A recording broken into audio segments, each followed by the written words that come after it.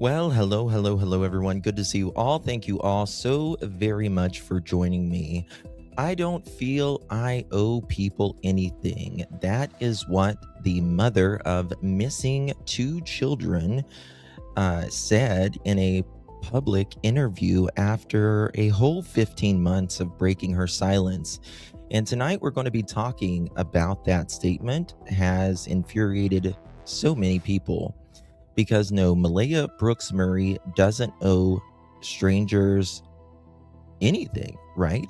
But she certainly did put on a performance.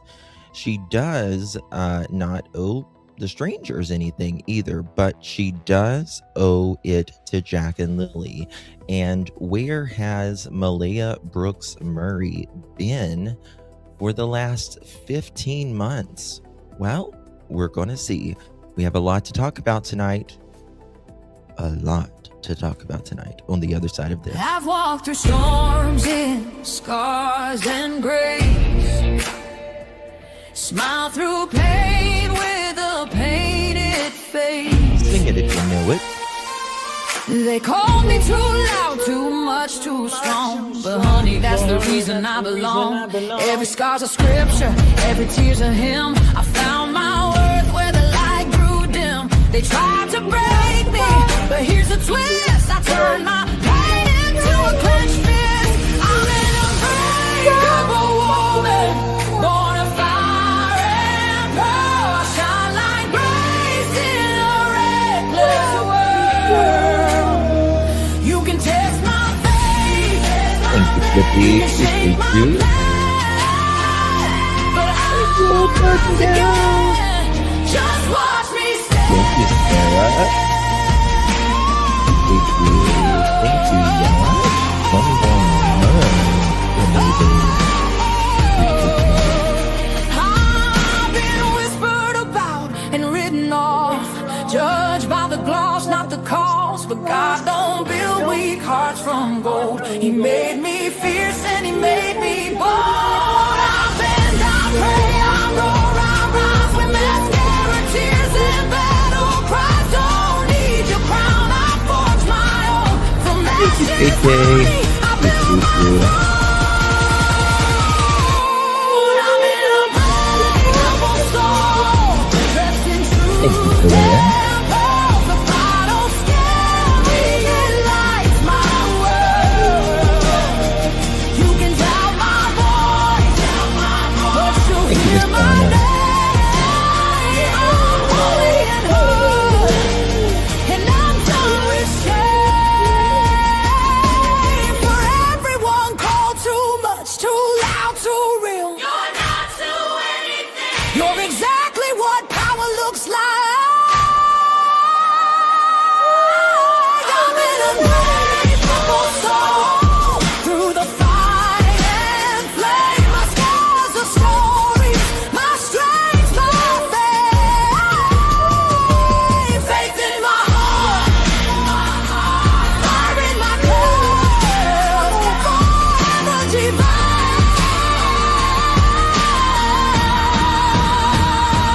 Clutch them pearls. Mother chickens, let's go. Hold up, lights on, chat in the room, another late night, and another headline blooming. Coffee going cold, but the story got heat, and one little detail keep tapping my screen. Coming in clutch, when the timeline bends, we don't just scroll, we connect loose ends. Somebody said, nah, that's probably enough, but the chat said, Justin, we're coming in clutch. Run that back, don't rush that part. Something felt wrong from the very first start. Different day, same shaky excuse, and the math Your ain't mama mathing Jay? when we check the Shit. proof. I'm not here to play detective for fame, I'm here when the story starts changing names. One click, one call, one post too much, and the whole room knows we're coming in clutch. Coming in clutch, yeah, the facts stay loud. Truth don't hide when we bring the crowd. Screens lit up and the chat don't sleep. We dig real deep where the stories get steep. Pearls in the chat, lights in the back. Somebody better explain why the story went flat. You can dodge one question, maybe dodge two, but the internet clock what you said don't cue. Wait, Say that again, you said it was there, then it wasn't back then. You said you forgot, but the record got saved. Now the chest wide awake and the room just changed. Coming in clutch when it all gets strange, when the facts get buried and the tone starts change. We don't need drama, the truth does enough, that's why they pull up, we're coming in clutch. Late night crew, yeah, we built this thing. One live stream turned to a whole damn ring. Members in green miles holding it down. Whole chat moving like a small town crowd. No fake hype, no lazy spin, just one more clue and we're back again. If it don't sit right, we don't let it slide. We put the detail right up on live. Coming in clutch, say it one more time. Whole room locked on the very next line. From the first red flag to the final touch, you know where to be, we're coming in clutch. When the screen fades out and the night gets still, somebody somewhere knows truth comes real. We'll be right here when the next facts drop. Coming in clutch and we don't just stop. Hello, everyone. So good to see you all. Thank you all so very much for joining me. Really do appreciate your time. You could have chosen to be anywhere on YouTube. You have a lot of options, anywhere on the internet, anywhere in the world, and you chose to be right here. I know your time is very valuable, and I do appreciate you spending some time with me. Today is August 10th, 2026. It is currently 5:48 p.m. on the East Coast of the United States. Hello. You better, Miss Lori, because tonight we are talking about the Jack and Lilly Sullivan case out of Pictou County, Nova Scotia, and the mother, I use that term very loosely because a mother would have been speaking out for the last 15 months, if you ask me, but that's not what Miss Malehya says. The mother, Miss Brooks-Murray, has been, well, she did an interview, and we're going to go over that today. She talks about the case. She talks about lie detector test and a whole lot more. So guys, before we get started, if you would be so kind and please do me a big favor, please hit that thumbs up button, would greatly appreciate that, or double tap on your screen. And if you would share this video out, hit that share button, copy that link, drop it in any of your favorite social media. Also on YouTube, you get 3 hypes a week. They're absolutely free. And if you don't use it, you lose it. You hype after the live stream is over. And you have to do it on your phone or your tablet or anything that is mobile. It's right kind of the comment section. There's kind of like 3 dots where you can comment, watch the live chat, or hype. You just kind of got to swipe over there. Also, tell a friend, tell a loved one, say, go watch Clutch Them Pearls. We talk about all the things true crime. Good to see everyone in chat. Hello. Thank you, Mama J. Love your axolotl. I do know about axolotls, actually. They're very sweet. Thank you so much for your support. Really do appreciate you. We got Miss Joyous in the house. Good to see you, Miss Joyous. We got Hamitude. We got Valome. Good to see you, my friend. Miss Shari is in a hurry today, she says. Good to see you. Ruby. Nice, Marie. Good to see you, my friend. There's the amazing Bo and the real me too. Good to see you, my dear. And the Wolfie. Thank you. Yes, I would agree with that. Tammy, good to see you, my friend. Connie, Miss Yarika, good to see you, my friend. Yay, first day down. How you doing? Good to see you. Miss Sharon, thank you so very much, my friend, for 2 months. Really do appreciate you. So good to see you, my friend. Love the Shannon adjustment. Oh, thank you so much, my dear. I apologize for being a little bit late. Traffic, number 1, and a monkey, number 2. So that kind of, I had to give Remy a bottle before I came live. Miss Heather in Canada, good to see you, my friend. Thank you so much. Peekaboo, good to see you. PGH, I'm out. Really appreciate you.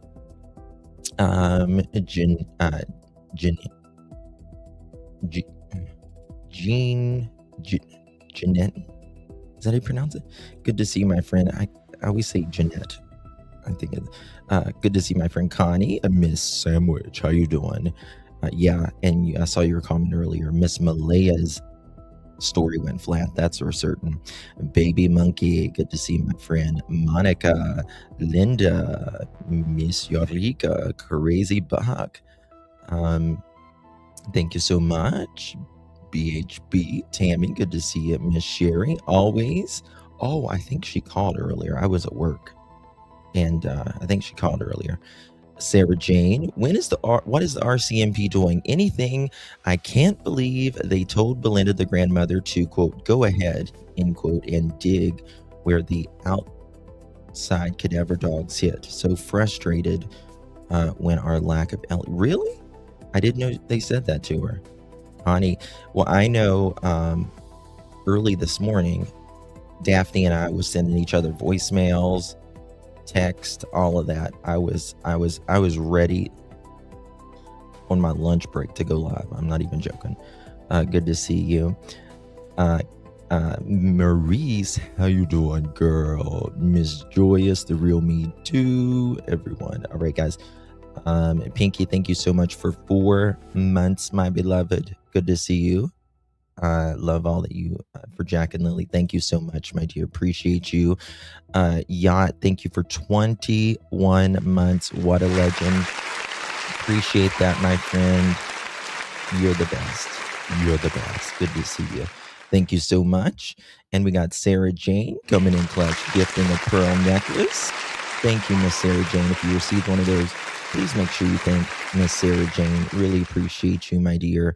And we got Old Garden Girl. Thank you so much, my dear. Appreciate you. Appreciate you, my darling. If you received that, make sure you give our Old Garden Gal a big thank you. Thank you so much, Old Garden Girl. And we got Clippy. Thank you for the gold coin. Appreciate you. Joan, thank you for the clutch, darling. Appreciate you very much. JJ, thank you for the gold coin. And Donna, thank you very much again for the floating heart. Appreciate you, my dear. Mama J, how you doing, girl? Thank you so much, babe. Appreciate you. And who else we got? Jane, me too, girl. Me too, me too. So I'm just going to give you guys a little warning because you might want to have your earphones on tonight, okay? You might want to have your earphones on tonight because I'm probably going to get a little cursy tonight. Thank you for 12 months, Miss Jane. Appreciate you. Love you, darling. Hopefully you're doing okay. And Bo, thank you for renewing the membership, darling. Appreciate you. How you doing? Good to see you, Bo. Always. Thank you for the Sunday, my darling. Appreciate you. Good to see you. Meme to the dream. Good to see you, darling. Thank you for the flower. Appreciate you. And Joan Marie gifting a pearl necklace. We got like 10 or 11 to go for our goal. Thank you so much, Joan. Appreciate you very much, love. Really appreciate you. If you receive that, make sure you give our Joan a big thank you. And we got Esther. Good to see you, my darling. Thank you so much for your support. Really appreciate you. Good to see you. Good to see you. Okay, guys. Y'all ready for this? For the unk? Good to see you, darling. Okay, we're going to get into it. I took my blood pressure medicine, so let's just go. Let's just go, mother chickens. Okay? Here we go. I need to put this up. And oh, damn. 1 second here. I thought I had it pulled up. Maybe I didn't. Sorry, guys. 1 second. Malehya. Here we go. I apologize. I was all up in here and, you know, Malehya looks a little better than she did before. I will say that. She does look a little better. Of course, she's in her handler's yard, right? She's in her handler's... 1 second. She's in her handler's yard, which is probably the one that got her to speak after 15 months. Way to go, handler. And all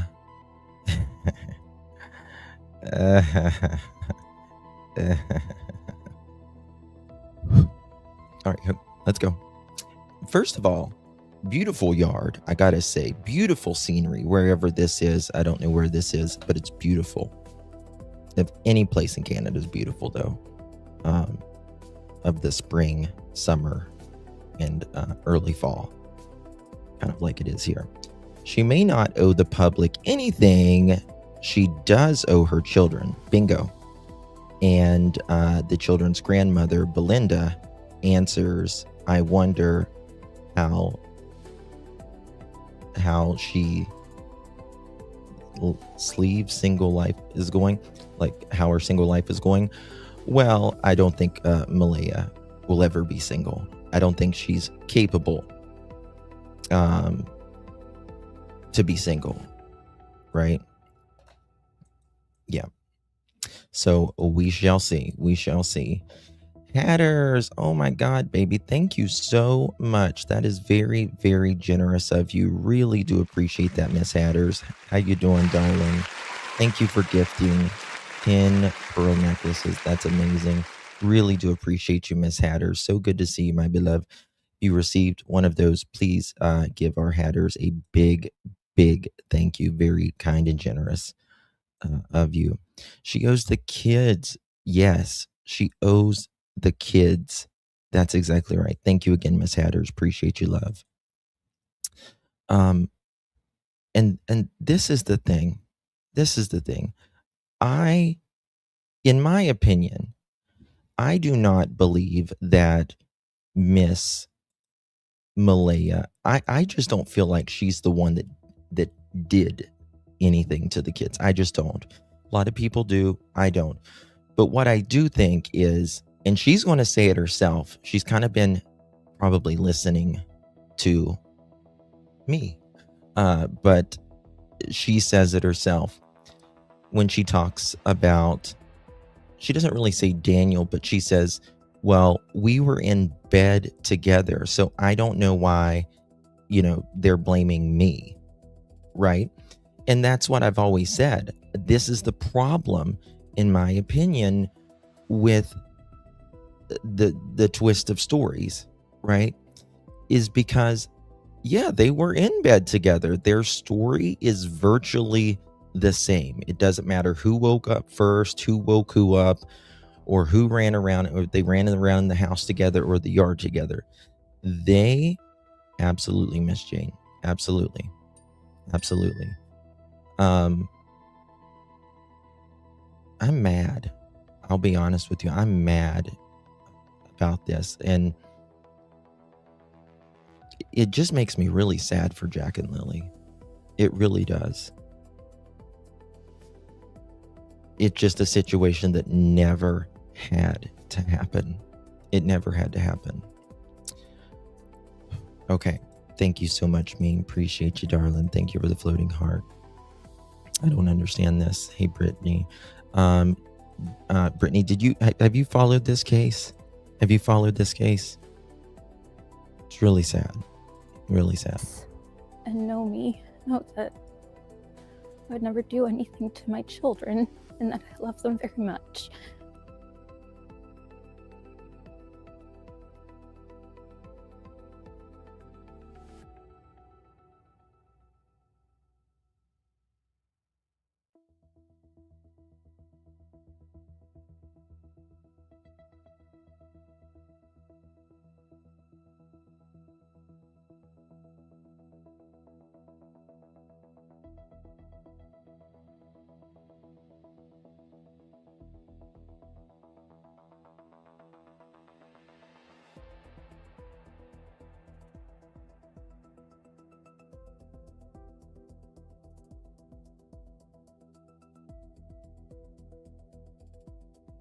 Damn, I was muted. Sorry. Thank you, Sarah. I got you. Thank you, babe. 1 second. Okay, let's start over. So my thing is when Malehya said love, right? People that don't question me that I love my kids. And for me, it's not a question of love. I believe she loves her kids. I do. But I also think life happens. And when life happens and relationships happen, toxic relationships happen, financial issues happen, drugs happen, use happens, toxicity, things happen. Things can happen. And I do believe Malehya loves Jack and Lilly. But I also believe there is self-preservation, right? They feel like whatever happened, and I don't want to go to prison for this. So it's self-preservation.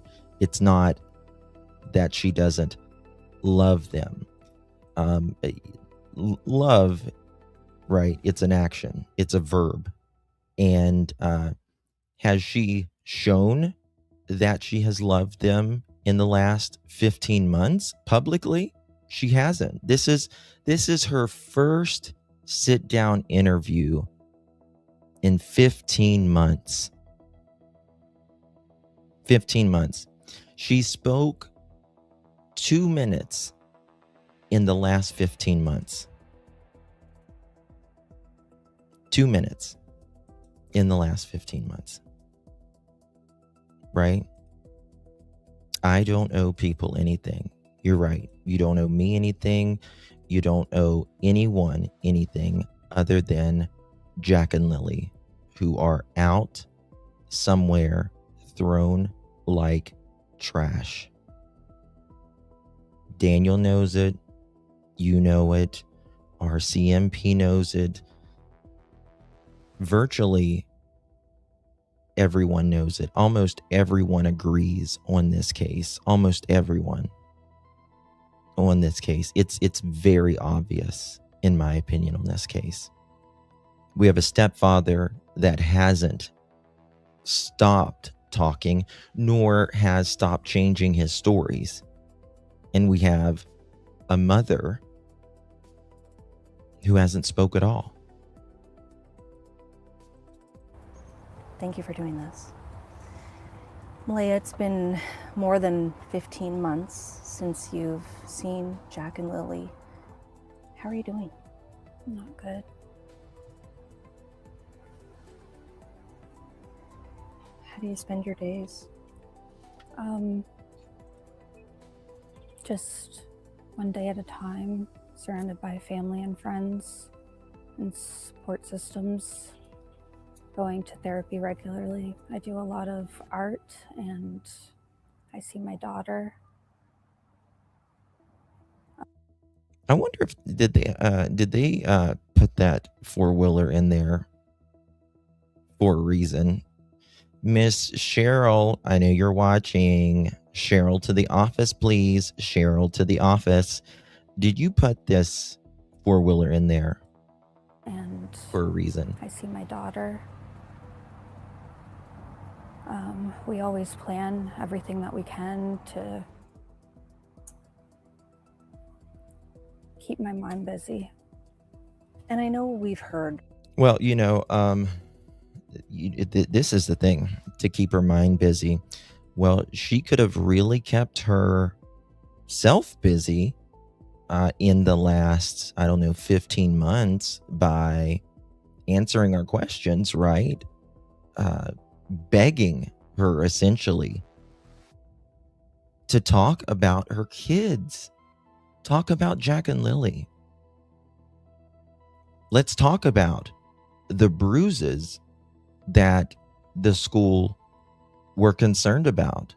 Let's talk about the kids not having adequate clothing in Nova Scotia, Canada.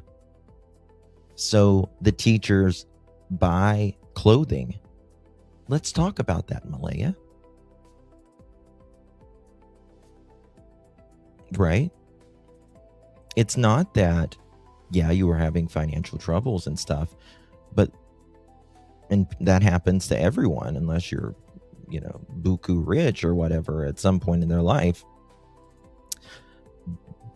But a lot of this was because of decisions, right? Decisions. A 4-year-old, a little 4-year-old, and a 6-year-old doesn't get black eyes all the time. Like the stepfather says, they get black eyes all the time. It's common for them to get black eyes.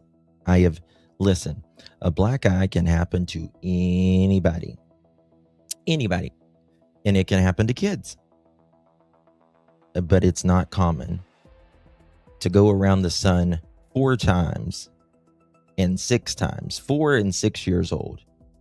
It's not common for them to have black eyes all the time, and it's highly coincidental, in my opinion, and I don't believe in coincidences when it comes to true crime, that Lilly just happened to have a black eye the day she went missing.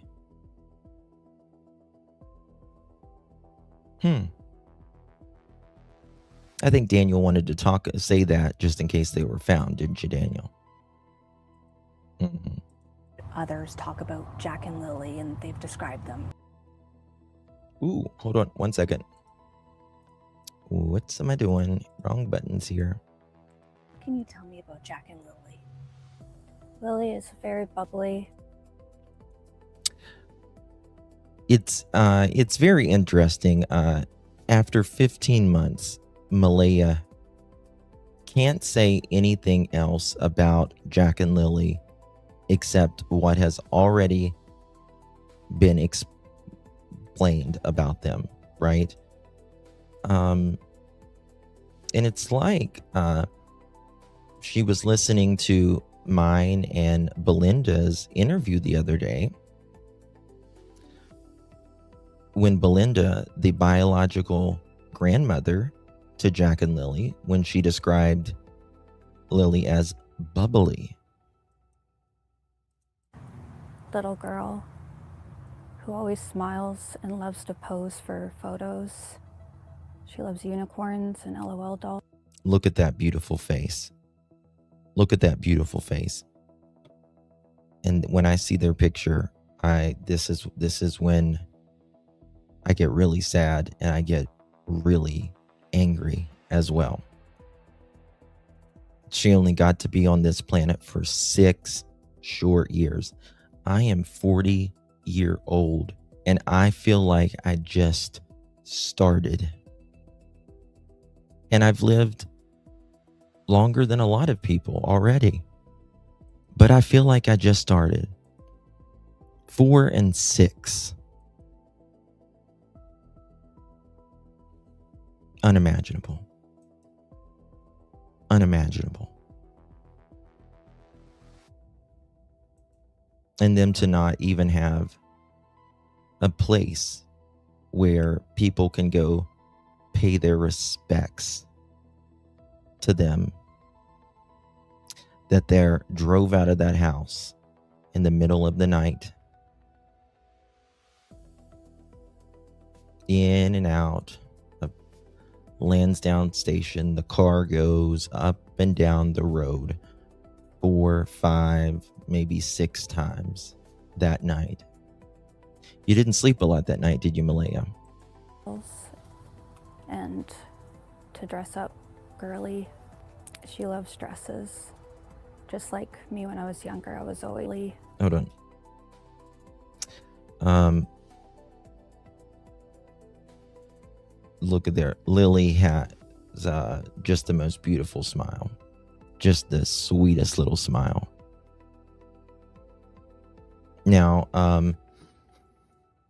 of course, Malehya and Daniel being the, in my opinion, narcissist that they are, she's describing Lilly here, but she's going to say, just like I did when I was a little girl. She's going to compare herself. She loves dresses. Just like me when I was younger, I was always wearing dresses. She always loved to pick out her outfits, and I would bring her some and she would pick them out. Jack loves bugs. He loves playing outside, digging for things. Anytime he got a new dinosaur, he... Look at little Jack. Look at little Jack. But they haven't described them in any new way in 15 months. Nothing. Nothing else. Yep. Bug, same thing that we heard. Absolutely. I do believe that she is still traumatized state, however. I do too. I do too. But you know what? She's not more traumatized than Jack and Lilly was. Can you imagine living with Malehya? Listen, I don't think everything that happened to Malehya in that house is okay. And I make that very clear. I think this is brand new Kiki today. Yeah. And I think things happened to Malehya in that house that shouldn't have. But I also think she's a mother. And a mother puts themselves before any man, any woman, anything. Right? And again, it's not like Malehya literally didn't have the U-Haul rented and the family coming to get her as well. But she canceled. She canceled. Thank you so much, Tammy. Appreciate the gifting a pearl necklace. Appreciate you, my dear. Really good to see you, my love. Thank you so much. If you receive that, please make sure you thank our beautiful Tammy for that. She has no pictures to show of her babies. So sad. She knows what happened, in my opinion. Hell yes, she does. Hell yes, she does. But this is the thing. Malehya has never grown up. She doesn't even take her damn dishes back to the kitchen. Seriously. Like, she's never grown up. It's very weird. It's very weird. It's like it's truly like she sounds like a 12-year-old here. She doesn't sound like, in my opinion, a mother. She just doesn't. She sounds like a little girl who she wants everyone to feel sorry for her.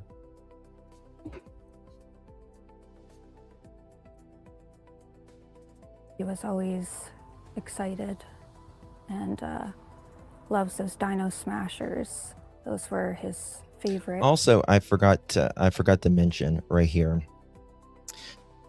She says, now, the only thing that her and Daniel seem to agree on publicly now is that they say Jack and Lilly are still alive. And I think they know. Even though, again, the RCMP said it is highly, highly unlikely that they're alive now. But she says Lilly was, Jack was. If you notice, when she is describing Jack and Lilly, Lilly was, not Lilly is. And I find that very fascinating that she says it that way. I do too, Tammy. I do too. She definitely puts them in past tense. Right? She definitely puts them in past tense. She seems very detached from the situation. Mm-hmm. Yeah. Again, Malehya has handlers here. And she gets emotional. She gets emotional. But where has it been the last 15 months? She'll talk about that in just a minute. She'll talk about that.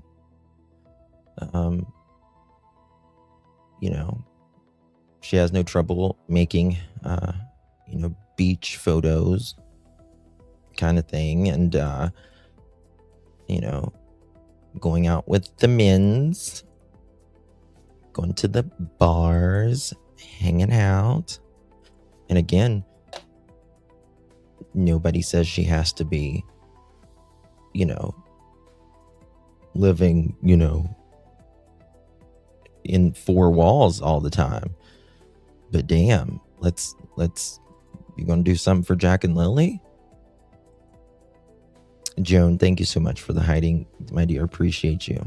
Good to see you. Was this rehearsal, in my opinion? Absolutely. And we'll get to that. They were both always so happy.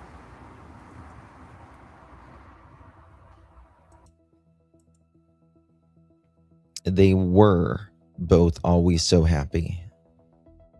They were both always so happy. Hey, Alabama, good to see you, dear. Isn't scripted. Isn't. Thank you, Hamatude. Thank you for gifting a pearl necklace. If you received that, make sure you give our Hamatude a big thank you. Good to see you, my friend. I wonder if we will get performance from Daniel next. Absolutely. Malehya looks very pretty here. She really does.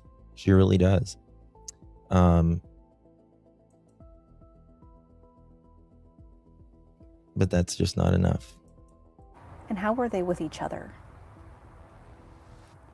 They loved each other. They hugged each other.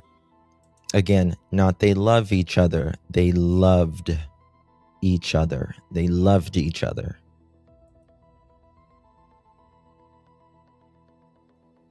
Because she knows. It's over and over and over, past tense.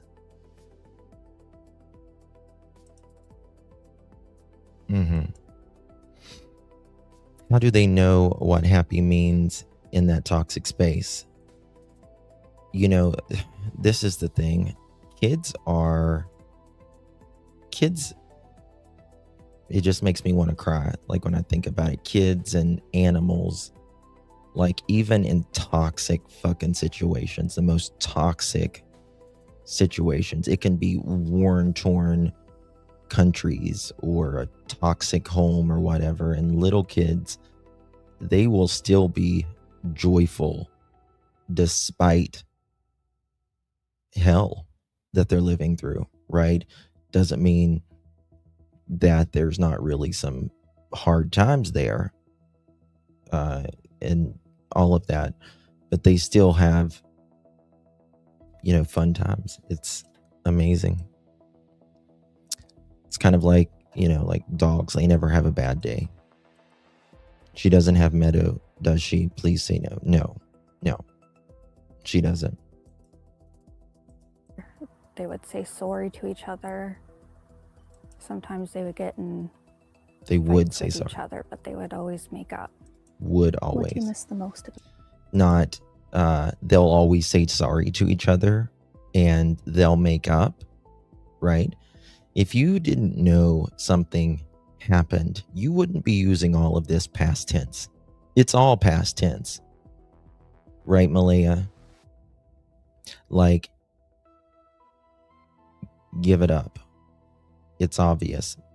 On each side of your home, two neighbors heard Daniel going in and out of that house several times that night. Your story, out of every story I think I've ever covered, I'm trying to think.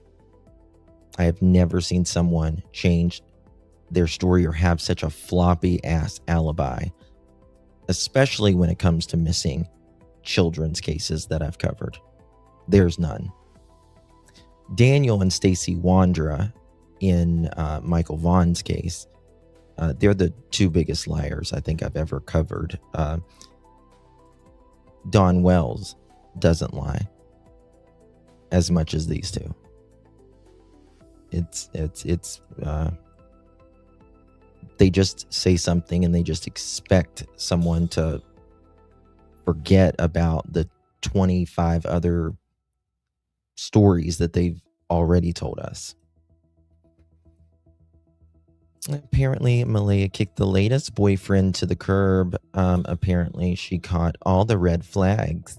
Oh, imagine that. Imagine that. Well, she should certainly know them.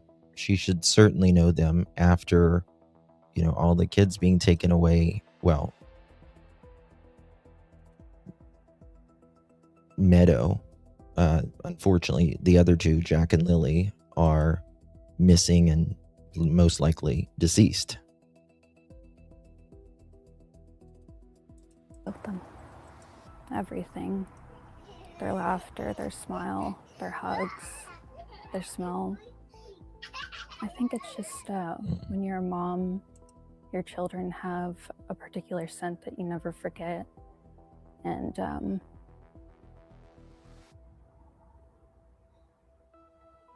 it's just something that you know, especially when they're born and you're holding them in your arms.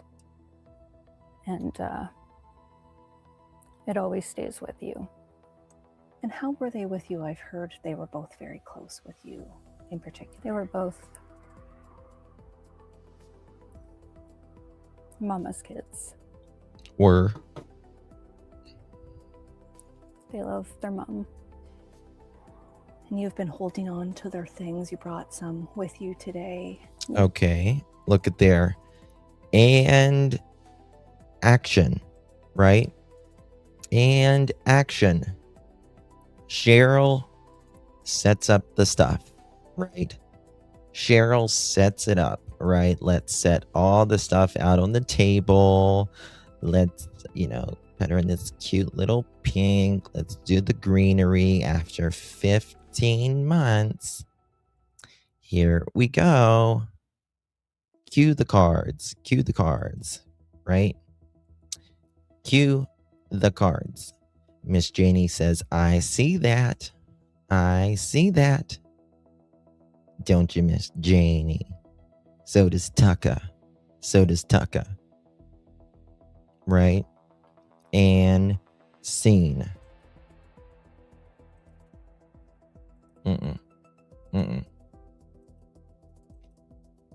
I don't doubt. I know I seem like an asshole, but I'm here for Jack and Lilly. I'm not here for Malehya. And I do believe Malehya's tears are real. I do believe she is hurting. But that doesn't change what she knows. Doesn't change what she knows. And it doesn't change her not speaking about the kids for the last 15 months. Whenever they were missing less than 24 hours, and she was out of there, never came back to look for them for a year. Right?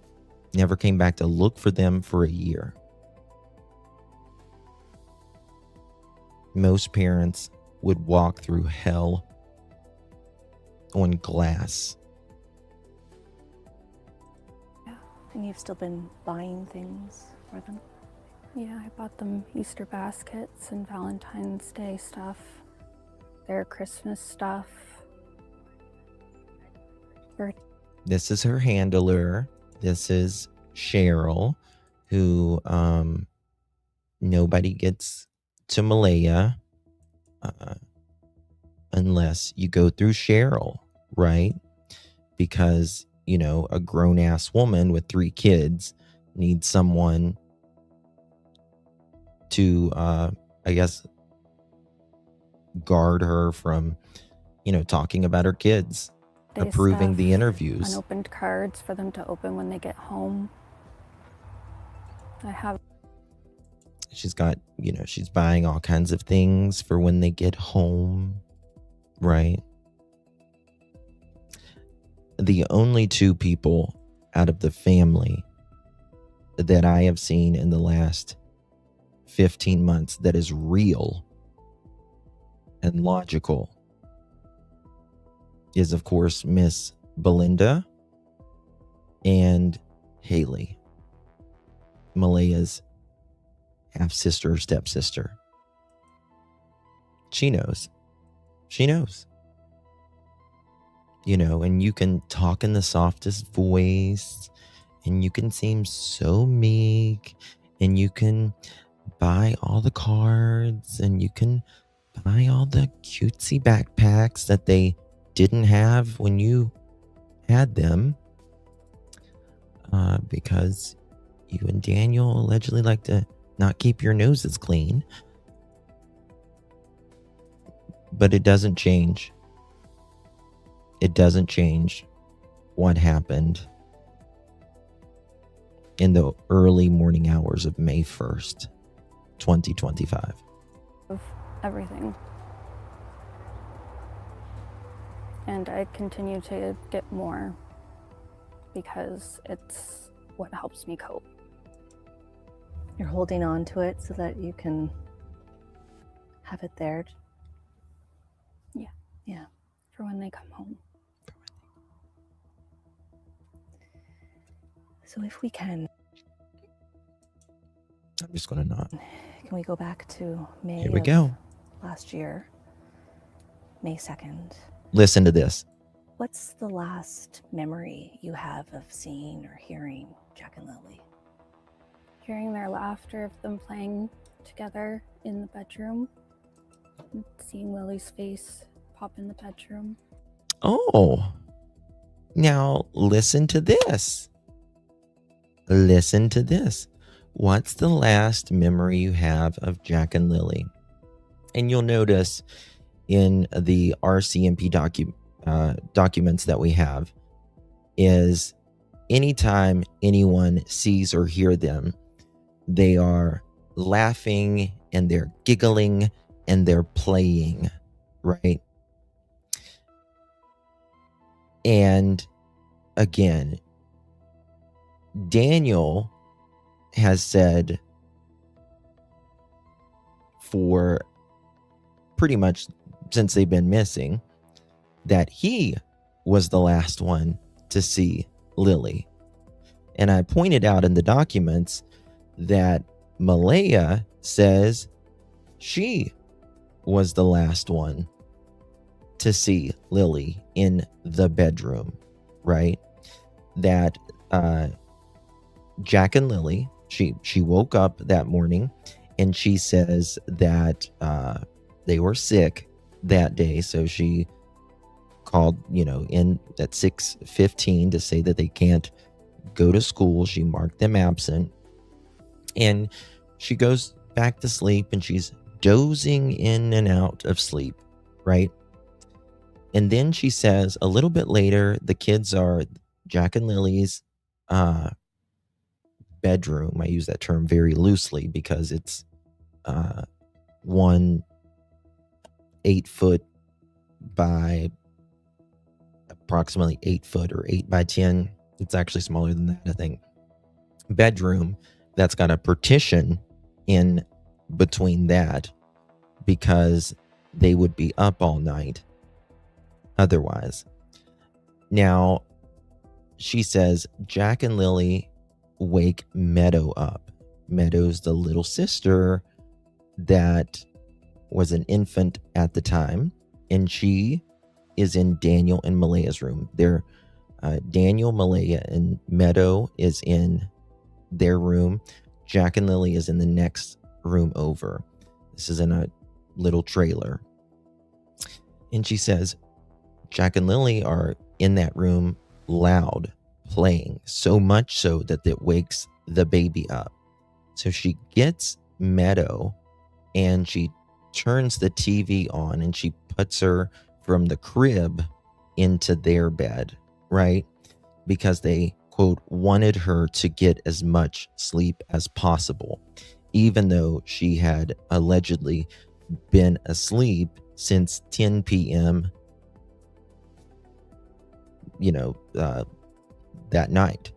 So we're talking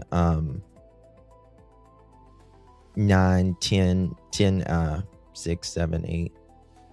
Yeah, we're talking like 8 hours or something for an infant to be sleeping.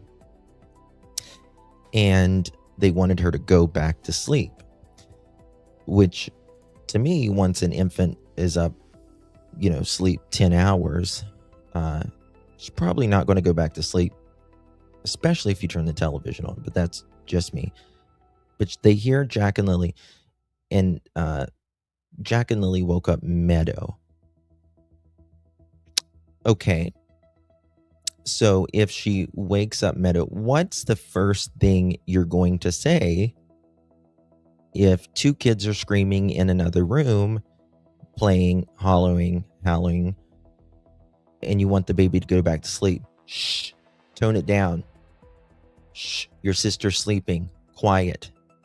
You're going to go in there and you're going to say, pipe it down. She didn't say that. She didn't say that. But here she says she saw Lilly last. Daniel says he was the last one to see Lilly. And I'll show you that in just a minute as well. Now, again, I don't doubt Malehya misses her kids. But you have to remember this person right here on the screen that seems so meek and helpless and all of that. Jack and Lilly wasn't even changed the night that they went missing, right? Hadn't been changed. When's the last time they changed? Clothes was just sitting, clean clothes that they had just brought home the day before. Hadn't been changed.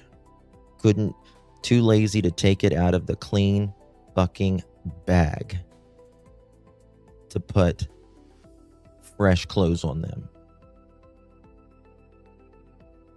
So I don't buy the shit, Malehya.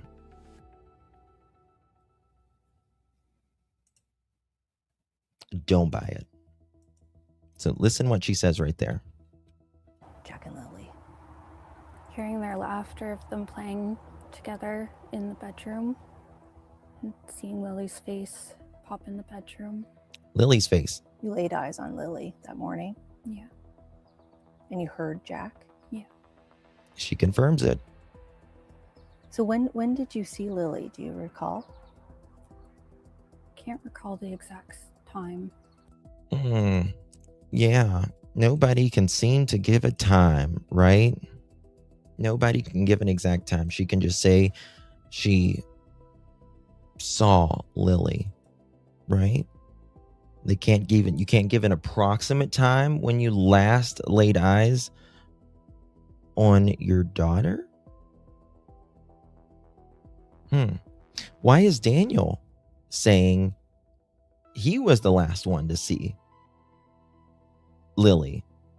In fact, Daniel said that Lilly said, "Hi, Dad," or "Hi, Daddy," or something like that.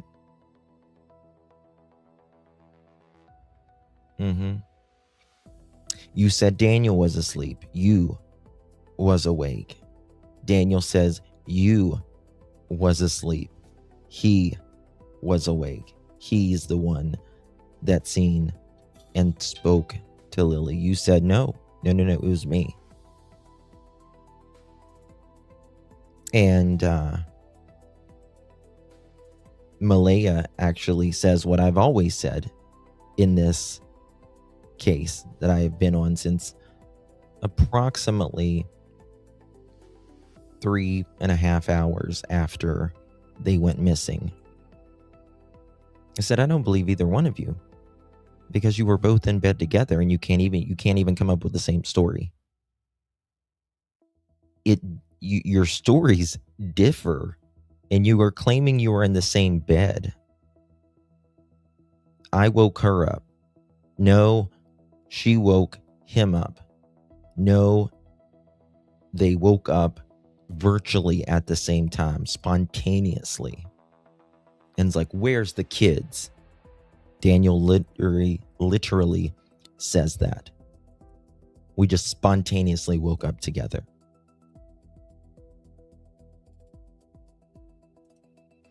MBM said she heard Jack. I always go back after a live and just listen again. Yeah. Yeah. Listen. Hearing their laughter of them playing together in the bedroom. This is them playing together in the bedroom. And seeing Lily's face pop in the bedroom. Seeing Lily's face pop in the bedroom. You laid eyes on Lily that morning. Yeah. You laid eyes on Lily that morning. Mm-hmm. What time? Old dearie. Old dearie. Throw the cue card, Cheryl. Throw the cue card. Yeah. And you heard Jack? Yeah. They heard Jack. So when did you see Lily? Do you recall? Can't recall the exact time.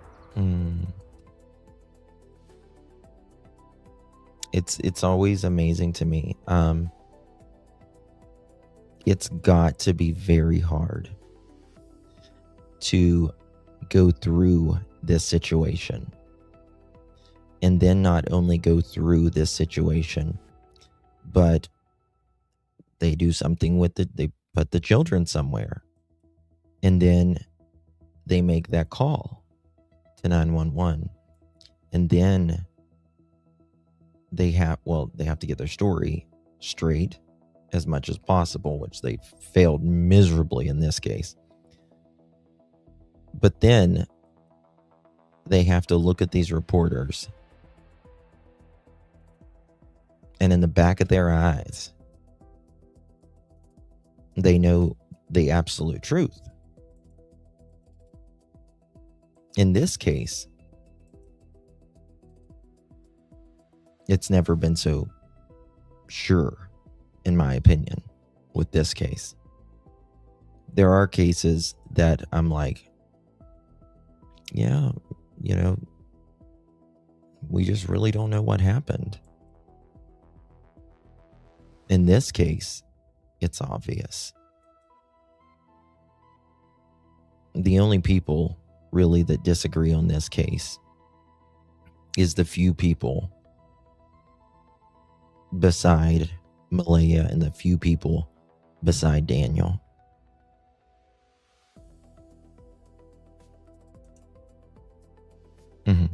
Yeah. Yep, there's more. Thank you so much, Patty. Appreciate you, love. Thank you for the gold coin. Much love to you, my dear. Thank you for the support. Sometime after they woke up that morning. Yeah. Well, you don't even technically know when they woke up, right, Malehya? And then what was the next thing that you remember of that morning? Tell us. Just, Notice the pause here, right? Notice the pause here. There should not be this long of a pause with a mother who knows what she lived through, who is speaking for her kids, right? Bam, bam, bam. Answer it. Chop, chop. But you've got to filter what I can say, what I can't say, what's the truth, right? What's the actual truth that your brain wants to just say what the truth is, but you have to overwrite that, right, with what will keep you out of prison. waking up, seeing Daniel next to me, and I didn't hear them. Daniel next to me, waking up. And I woke Daniel up and said, I don't hear the kids. She woke up, Daniel's next to her. She woke Daniel up, says, I don't hear the kids. Well, The only thing they can agree on there is that they were in the bedroom together.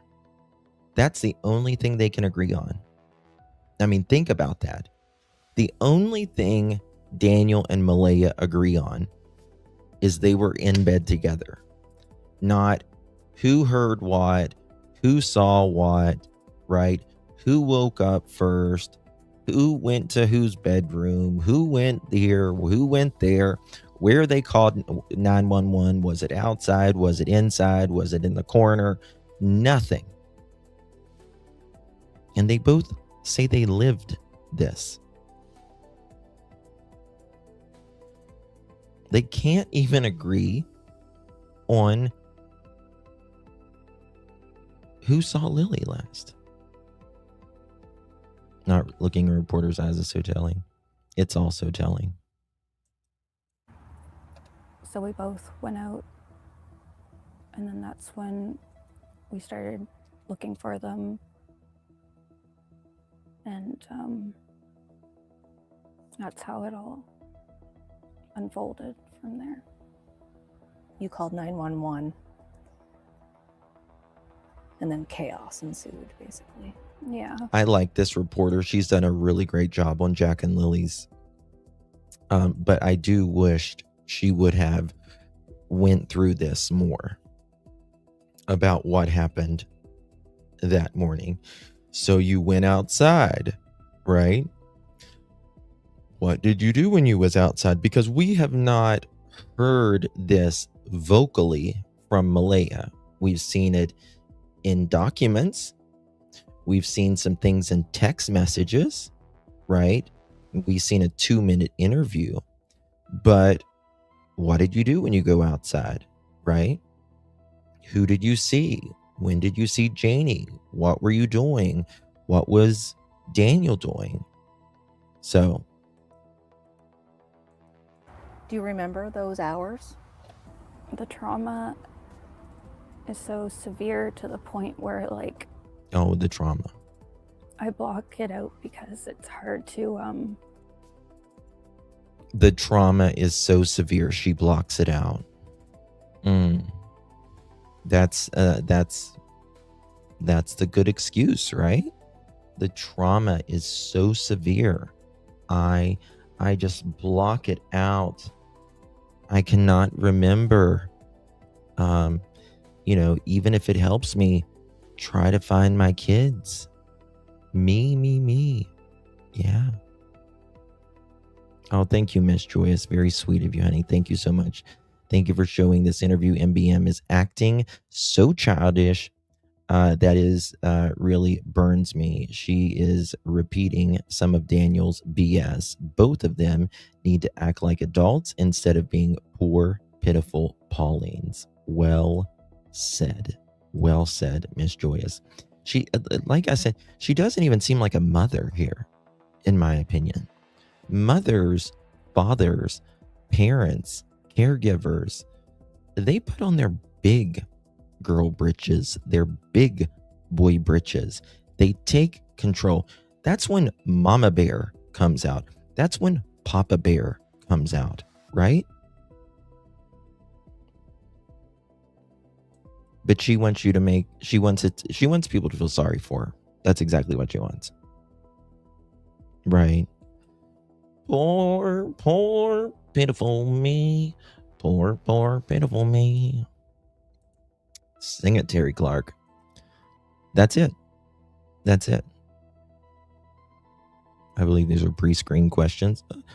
Well, probably Miss Cheryl said, you know what? These are the questions you can ask. Right? These are the questions you can ask. I'm going to throw some cue cards up. Janie's behind the tree there. I see that with Tucka. Thank you, Vibes. Appreciate you, my dear. Thank you so much. I love Terry Clark. Me too. She's from Canada, by the way. Terry Clark's from Canada.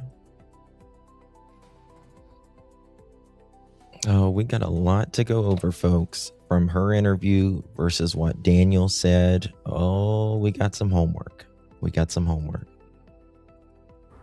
sit with it and sit with reality. And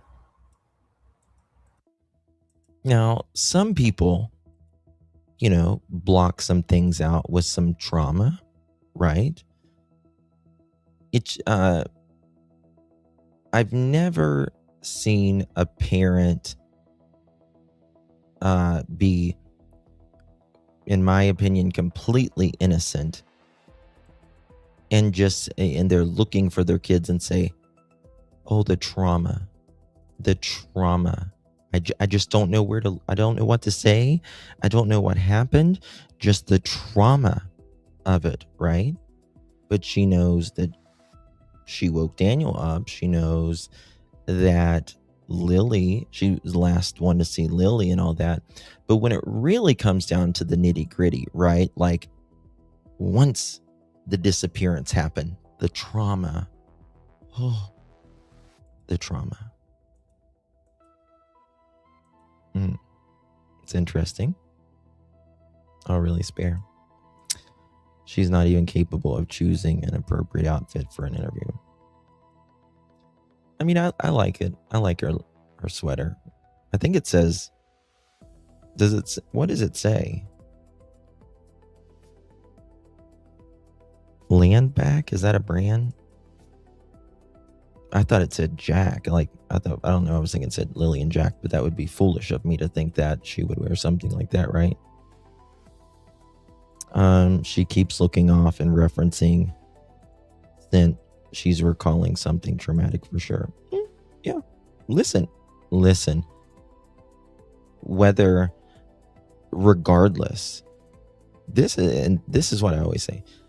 Regardless of what happened, nobody can say that this wasn't traumatic, right?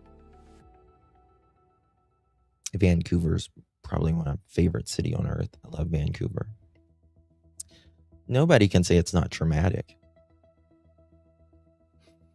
Whatever happened after they got home that night and in the early hours of the morning, specifically, in my opinion, around 11 p.m., 12 and 1 a.m., there was some traumatic things going on. But just because it's traumatic doesn't mean you don't know what happened. 4 years old and 6 years old.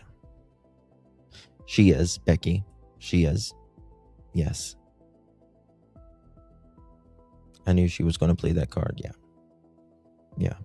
I mean, people who lie with the missing persons case or whatever, they're not good.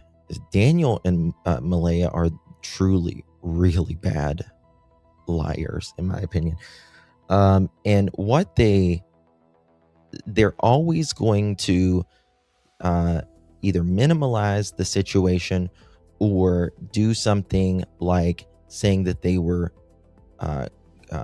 dozing in and out of sleep, right? That is missing child 101, or any missing person for that matter, because once they are asleep, it takes them out of the situation, right? I was asleep, so therefore I'm removed from that situation.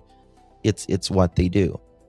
And just like she says here, trauma does happen, right? But after 15 months of not one child going missing, 2 children that lived in a crack den, it's not generally you're gonna figure it out, right? I don't see Brandy Vaughn, right? She can remember everything. Most of us can remember something very, very traumatic, right? The first, if you've lost your mom or your dad, heaven forbid you've lost a child, or anything, like you can remember where you was, everything. Thank you, Miss Karen, for the Uncle Alert. Appreciate you, my dear. Thank you for that. Really appreciate it. Oh, it's beautiful, Cindy. She uses the word trauma a lot, like something exploded unexpectedly, kind of. Every person that I have spoken to that knows Daniel, whether that be intimately, people he's dated or messed around with, or just knows him in general, they think that he exploded, if you will, that night, went off. Should not be on camera if she's under that much trauma. Again, I think Daniel did things to Malehya, in my opinion, that she is an absolute victim of. I do. And I will defend Malehya in that part of it, right? But just because that happens doesn't mean what she knows about Jack and Lilly, what she put up and allowed to happen to Jack and Lilly for not, a day or a week, but years. It doesn't change the facts.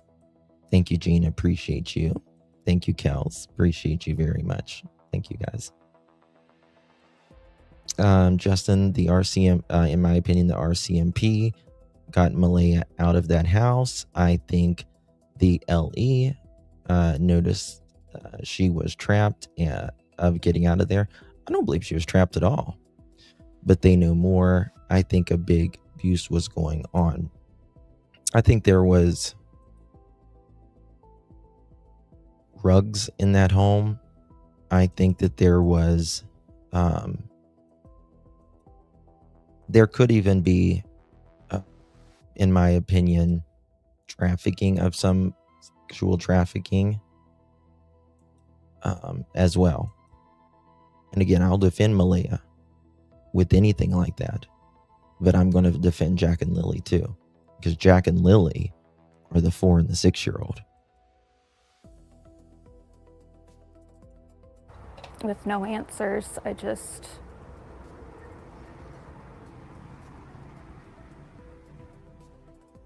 don't know With no answers. How it even happened for her.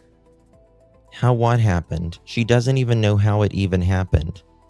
What happened, Malehya? You're going to notice her say that a lot. I don't even know how it happened. What's it that happened? They should have been found that day, and an Amber Alert should have went out. Let me do this again. I just don't know how it even happened for her. They should have been found that day, and an Amber Alert should have went out, and they should have been found that day. You're damn right they should have. You damn right they should have. For them to have been missing, according to you and Daniel, 20 minutes, and that is with them getting their boots on and getting their backpacks and everything, and then opening that door together that they couldn't open with just one of them, had to take 2 of them to open, that they never closed the sliding door, but out of all mornings they did that morning. And then they supposedly go outside and play, right? And that's when Janie says she hears them playing outside, right? And a few minutes later, she's, dozing in and out. And then Miss Janie wakes up. She heard Daniel hollering. And then a few minutes later, she's dozing in and out too, right? Nobody's taking accountability. A few minutes later, she wakes up and she just jumps up, just like Daniel and Malehya, just jumps up and goes outside. She had heard Jack and Lilly a few minutes prior to that allegedly playing outside. I don't believe that ever happened. In fact, I would bet the moon on it, in my opinion at least. But she wakes up and she just goes outside, and Malehya's just standing there in front of her bumper, in front of her motorhome, and saying, "Malehya, what's up?" Malehya's got an O on her hip here, and she says, "Jack and Lilly are missing." And then guess what? The person that heard Jack and Lilly, she claims, Miss Junkyard Judy here, also known as Junkyard Janie, she says, "Malehya, what's up?" Malehya says, "Jack and Lilly are missing." And again, remember, Janie had said she had just heard them a few minutes ago. But Janie says, "How long have they been missing?" And Malehya says, 20 minutes. Now, like I always say, if I had just heard my step grandchildren, in her case, or if I had just heard any children outside 10 minutes prior, I wouldn't say, "How long have they been missing?" I would say, "What do you mean they're missing? I literally just heard them outside. They were just playing out here in front of my trailer on the swing right here. They were just playing 10 minutes ago. How are they missing? What do you mean they're missing?" But that's not what she asked. Janie's like, "Well, okay. Let me go get my shoes on. Let me just leave my phone right here in the motorhome. Tucker, you stay here and be a good boy. I'm going to go look up behind the house." Right. That sounds legit, doesn't it? Thank you, Miss Dolores. Love you guys. Love you too, Miss Dolores. Appreciate you very much. Thank you, Mama. Appreciate you. My people, my places, rugs cause the users drift in and out of reality. I don't believe there was any fucking sleep that night or that morning. Why didn't Janie take her dog with her? Well, because Janie... Well, I'll tell you why. Because none of this happened. None of this happened. Zilch. And that's why it's so easy. This is so easy to break apart. So easy. Because none of it happened.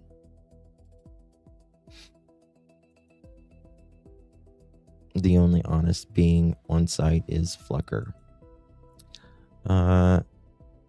They were just with the chickens. What do you mean? No, she thought, she said she heard Daniel out there, and she thought Daniel was yelling at the kids that they were maybe in the chicken coop or something, and she didn't pay any attention. And so she dozes in and out of sleep a little bit, and then a couple minutes later she wakes up, and she just gets right up on her feet and goes outside. And Daniel says that's when the quote confrontation end quote happened with Janie and Malehya. If Janie heard them, she should have gone out, talked to them, make sure that they ate a good breakfast. Well, you know, Janie's first account in the RCMP documents, she says that she thought Jack and Lilly might have went missing before she first spoke to her brother, which was at 8:30 that morning. She didn't have her times right there, though, did you, Janie? Had to fix that. It should have never happened. It should have never happened. In hindsight, what do you?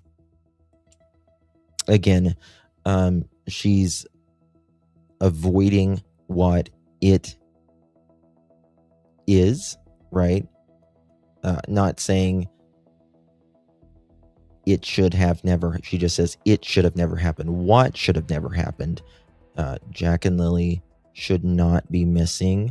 I should have, I don't know, gotten off my ass and checked on the kids within a 12-hour period of them not being checked on. A 4 and a 6-year-old who you claim is sick, you put them in bed at about 10 o'clock that night, and you don't call 911 till 10 a.m. And you have 3 children, and I'm sure you have to use the bathroom at night if you've had 3 children. I'm sure if they were sick, you would, I don't know, check on them at least some point in the night. I'm sure when you go that morning and say at 6:15 and say that you mark them absent for school, that you're going to check on them, because remember, you've got to make a decision of either the night before that they're too sick and they're just absolutely not going to school the next day, or that morning, and see how they are, if they're okay to go to school or not. But, you know, in Jack and Lily's case, they had missed over 40 some days of school that year already. So there is virtually no laying eyes on especially the 4-year-old for virtually 12 hours. 10 p.m. she puts them to bed around about, and 10 a.m. is when 911 is called. 12 hours? There's only 24 fucking hours, Malehya, in a day.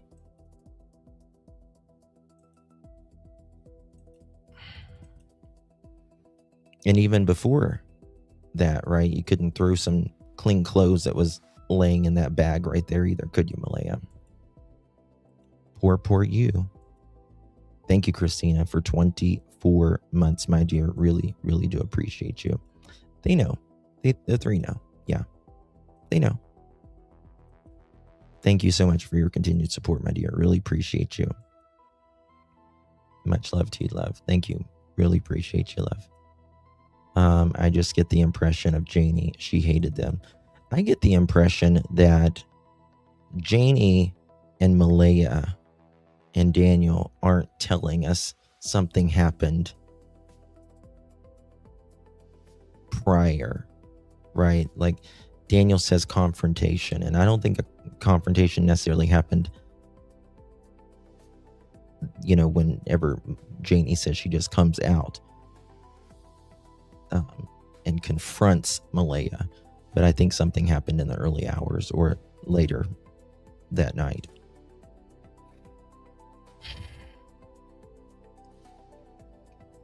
Parents with sick kids don't get much sleep. Happy children who missed 41 days of school. Yeah. That have black eyes all the time and smoking or living in a literally a filled environment.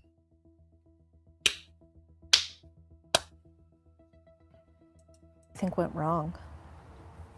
Listen. In hindsight, what do you think went wrong? You mentioned the Amber Alert.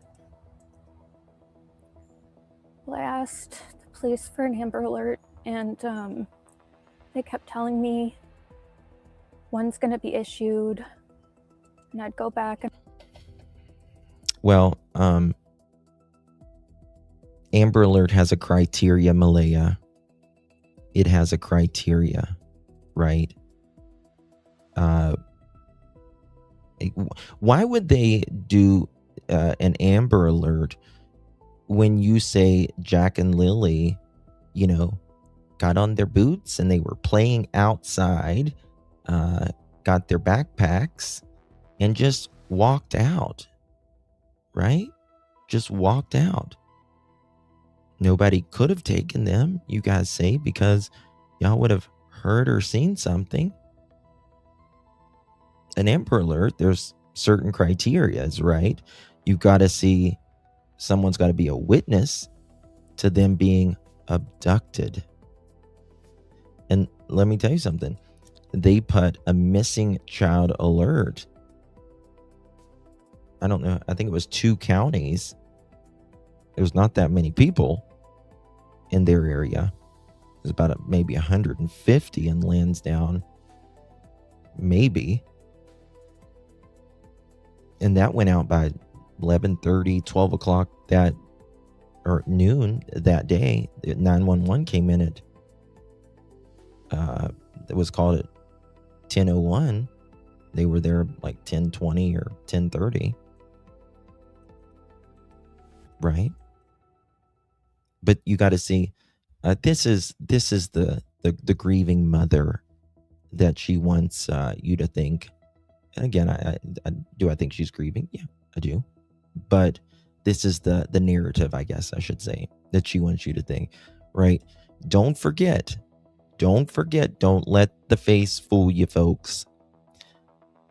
She's the one, her and Daniel, after the first night, she's texting Belinda, quote, "I have reason to believe," right, end quote, stating that someone may have taken Jack and Lilly, because, them being missing, again, outside of the yard, maybe 10 minutes, and drone was up.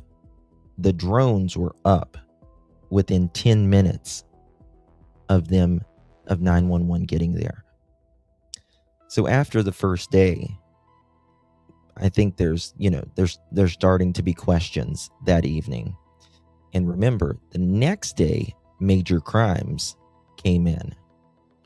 That night, in my opinion, her and Daniel are like, shit. So that's when she starts blaming Cody.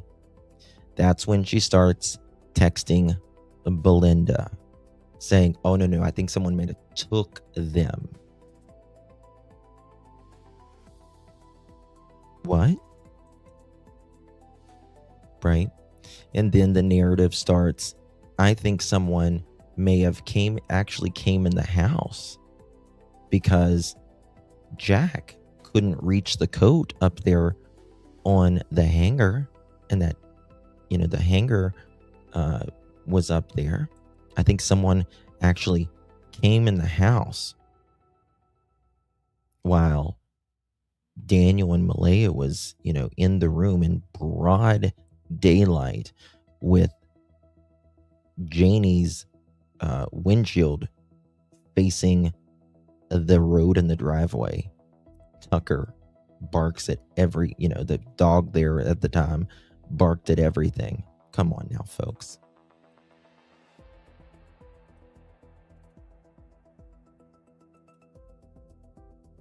Or similar, that she doesn't want the world or public to see.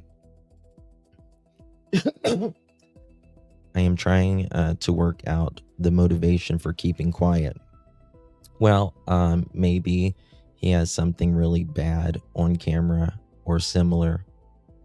Well, I think Daniel has things on camera that he did to Malehya. I'll tell you that. In my opinion, I think that's why it's in court right now, actually. Things that Daniel has on camera and things that he's done. But again, she's been away from Daniel since day one. Since after day one. She could have done an interview.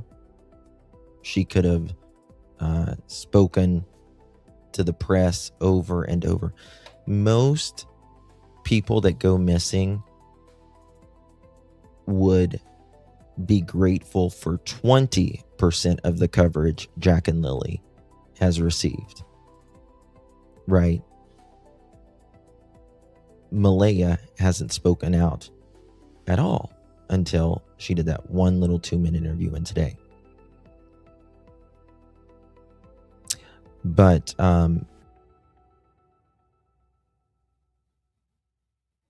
the reason I think that Malehya has not spoken out is because of her initial story, that she stood up in front of the RCMP, the cameras, God, and everyone else.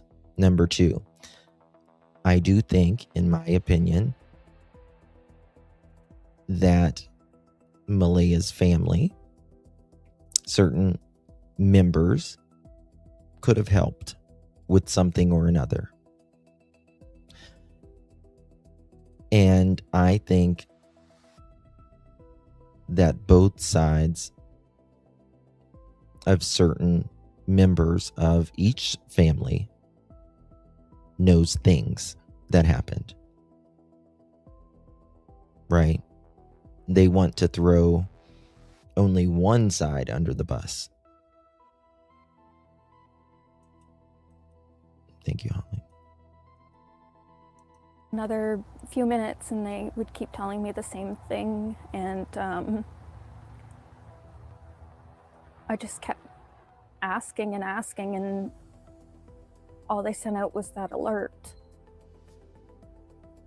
And I don't feel like that was enough. The vulnerable persons alert, which went to 2 counties, basically. Do you think that they're in the woods? I don't know.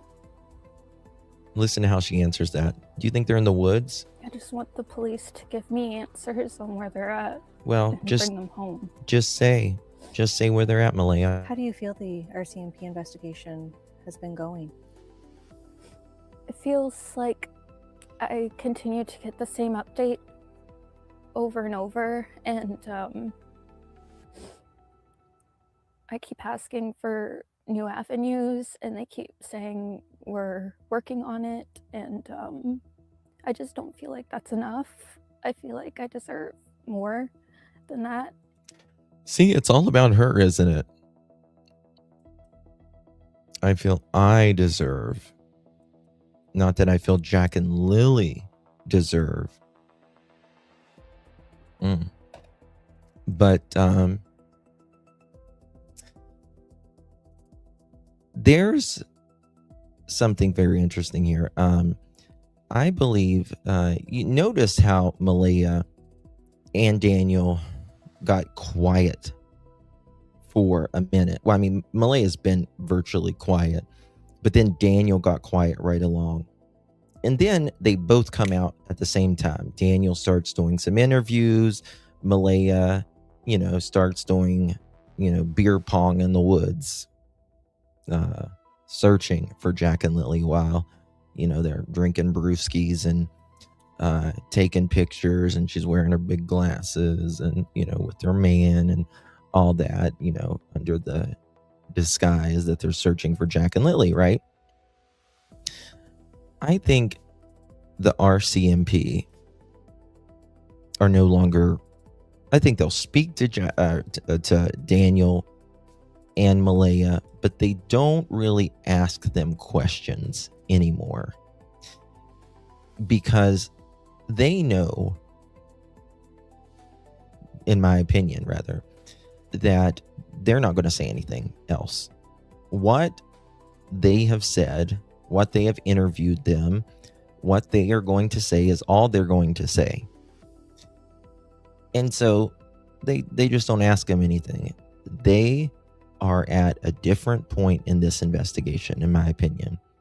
And that is, we don't necessarily need you, Daniel, Malehya, because you're just going to say the same bullshit. We'll, if we need you, we'll contact you. And, or you'll hear from us. Right? Or you'll hear from us. Jan, thank you so much for 11 months. Appreciate you, love. Speaks volume since day one. Sure does. Sure does. Thank you so much for your continued support, Jan. So good to see you, my friend. Can't do it without you. Thank you much, love. Tracy, thank you so much for the gold coin. Appreciate you very, very much, my friend. Really do. And Joe, thank you for the unk alert. Appreciate you, love. Really do. Thank you so much. Good to see you, Miss Joe. And Angel Kisses, thank you for the clutch, darling. Good to see you. Thank you so much, hon. I think the RCMP has a good idea of what happened, but they can't prove it yet. Just my opinion. I think that they will. I think that they will prove it, though. Right? It's a lot to put together. This is big case, big high profile case, and they only got one shot for Jack and Lilly, right? Thank you, Wendy, for 26 months. Sorry to be late. Good to see you, Miss Wendy. Thank you for 26 months. OG. Thank you, love. Good to see you.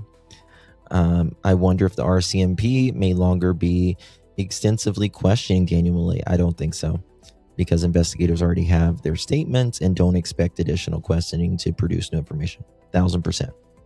Well stated. Yep. I believe that's exactly what it is. And I think that makes them nervous. Very nervous. And I deserve answers on where they're at. And I deserve need them answers. home. Jack and Lilly deserve answers. In terms of the evidence, we know that searchers... Wait a second. Guys, oh my God. That they're following Daniel right there. Oh my. This, look at there. Daniel must have been out of cell phone range. Daniel must have been out of cell phone range there, guys. That's a helicopter. That's not the 50 drones that Daniel says follows him nightly. Daniel says the helicopters follow him only when he's traveling and the phone's out of service. What? Oh my God, Daniel. That is crazy, right? Crazy. This nicotine patch for an hour, and I'd still sell you in for a smoke. Come on back to my place. I want you to look at a urine sample. I think it looks cloudy. It's been so long since someone touched me. My dog's name is not Fluffy. My dog's name is Tucker. Tucker. Tucker. If you don't hear it, maybe you'll know what it spells. That's right, Tucker. This is my ultimate favorite that Daphne and I put together, though. Marvin, you better not shit where you eat, honey. Get out of here. What the fuck?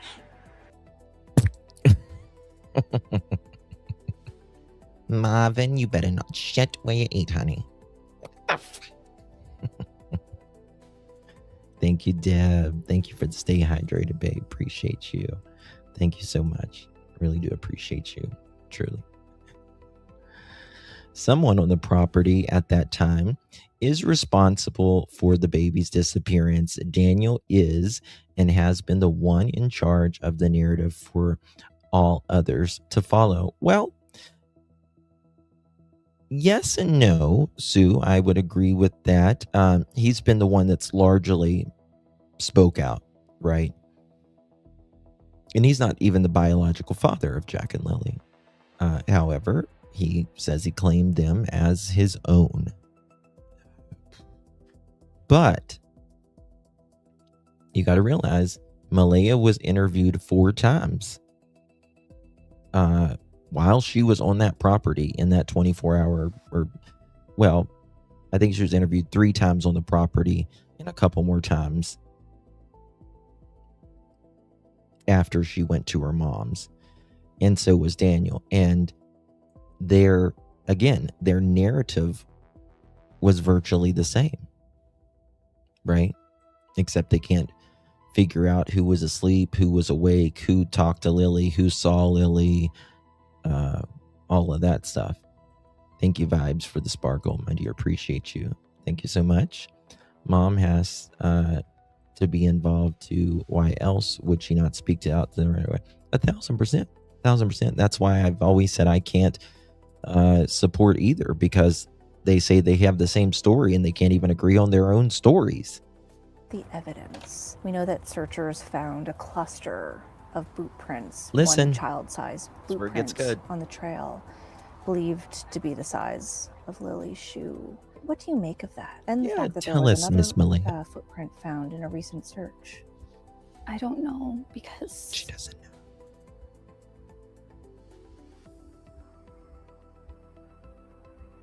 I don't think I could speak on that. You can't speak on the boot prints? Is she looking at cue cards? Look at this. Watch her. Watch her. Prints, Watch her one face. child-sized boot print on the trail, Watch her. believed to be the size of Lily's shoe. What do you make of that? And the fact that there was another footprint found in a recent search. I don't know because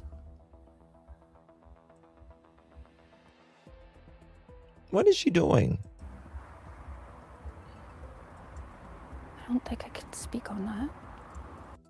I don't think I can speak on that. You can't speak on your children's boot print?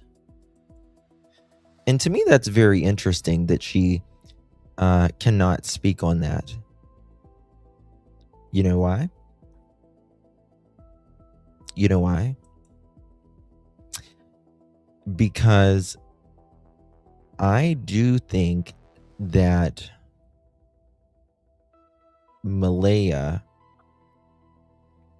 may have told the RCMP the truth about the footprints and the blanket. Malehya may not end up getting anything out of this as far as charges. In my opinion, you guys know I love Canada, adore Canada, love to go to Canada, but y'all are so weak on crime, so weak on crime.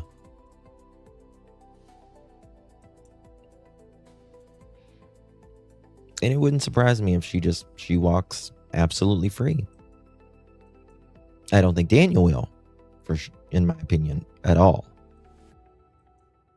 And again, I always say that I think the only reason Jack and Lilly are missing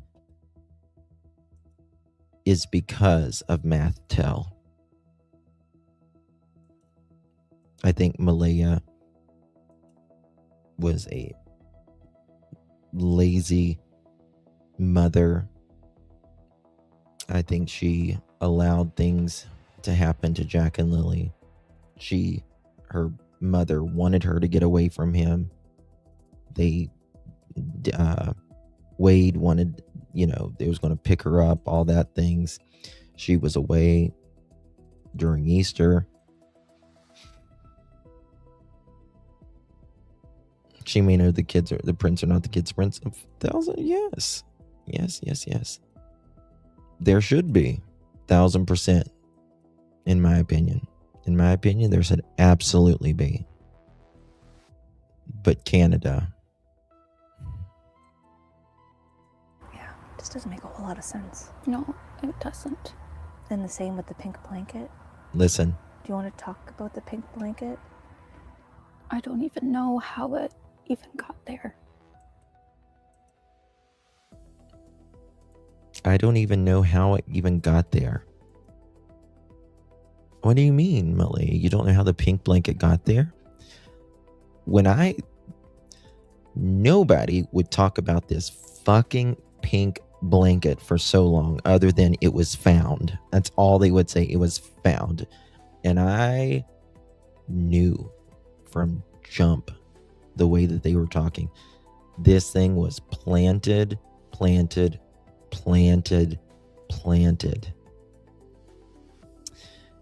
And Malehya, she says, I don't even know how it got there. What do you mean? It seems like Malehya is saying now, the way I take this interview is not that Jack and Lilly walked off. Right? Not even really that they were. I don't even get the feeling that they were taken by anyone. she doesn't know. She can't talk about those footprints. She doesn't know how the pink blanket got there, because obviously Jack and Lilly wouldn't put it a kilometer away, and there was no boot print, there was no scent of little Jack and Lilly being there. Plus, they couldn't put it that high in the tree. I don't know anything about anything. Yeah. Justin, she doesn't deserve to have a name as a mother. Real mothers wouldn't do this to another child. 1,000%. Yes, Rickson, get her. Yeah, she needs her tubes tied. Stat.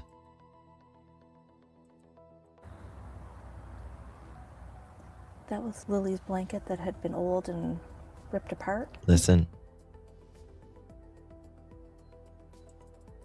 Now, I will give Malehya this. At least she didn't lie about it being Lily's blanket. At least she never lied about that. The only person that lied about this blanket and the shoe prints was Mr. Mattel.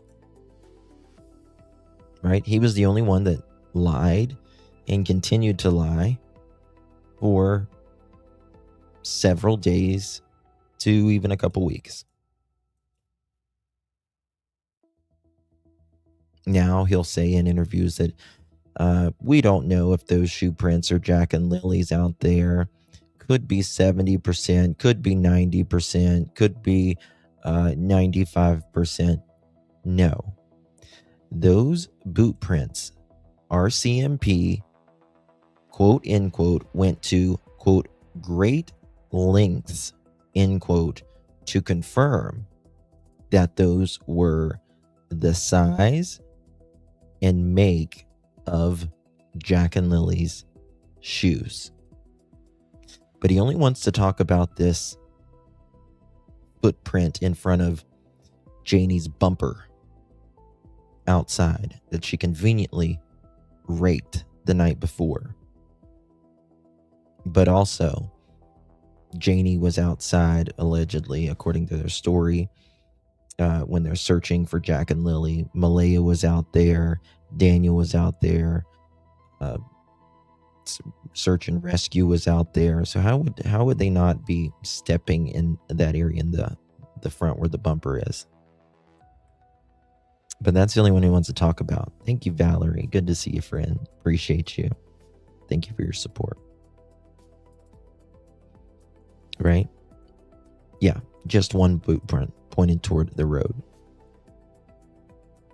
This is the CBC. Had been presumably in the garbage can, but listen to this. Made it onto a tree a kilometer away. Listen. None of it makes sense. And You're right. It doesn't make sense, right? Doesn't make sense. So my question is, Malehya, if you are, so innocent, right? Why weren't you telling the RCMP none of this is making sense?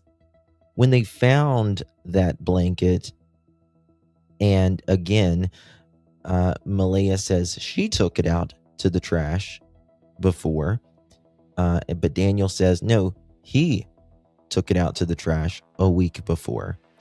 So a piece of it ends a kilometer away. But why aren't you in these RCMP documents saying something's up here, something's not making sense, right?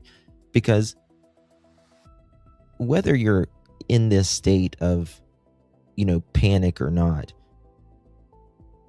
a person can smell bullshit, especially a mother or a father or a parent who knows that their kids, right? Why aren't you saying in these documents, Malehya, this doesn't make sense? But now 15 months later, you're saying, this doesn't make sense. maybe ask Daniel. Hi, Daniel. I know you're watching. Good to see you, buddy. Even though you don't watch YouTube, you don't watch me, you don't watch Daff, you don't watch any of us. We know. How you doing, Dan? Good to see ya. Hey, Miss Jane. How you doing, girl? This is an actual picture of Janie when she walks out of her camper of the morning right before she feeds the chickens. Oops, hold on one second. My alarm went off.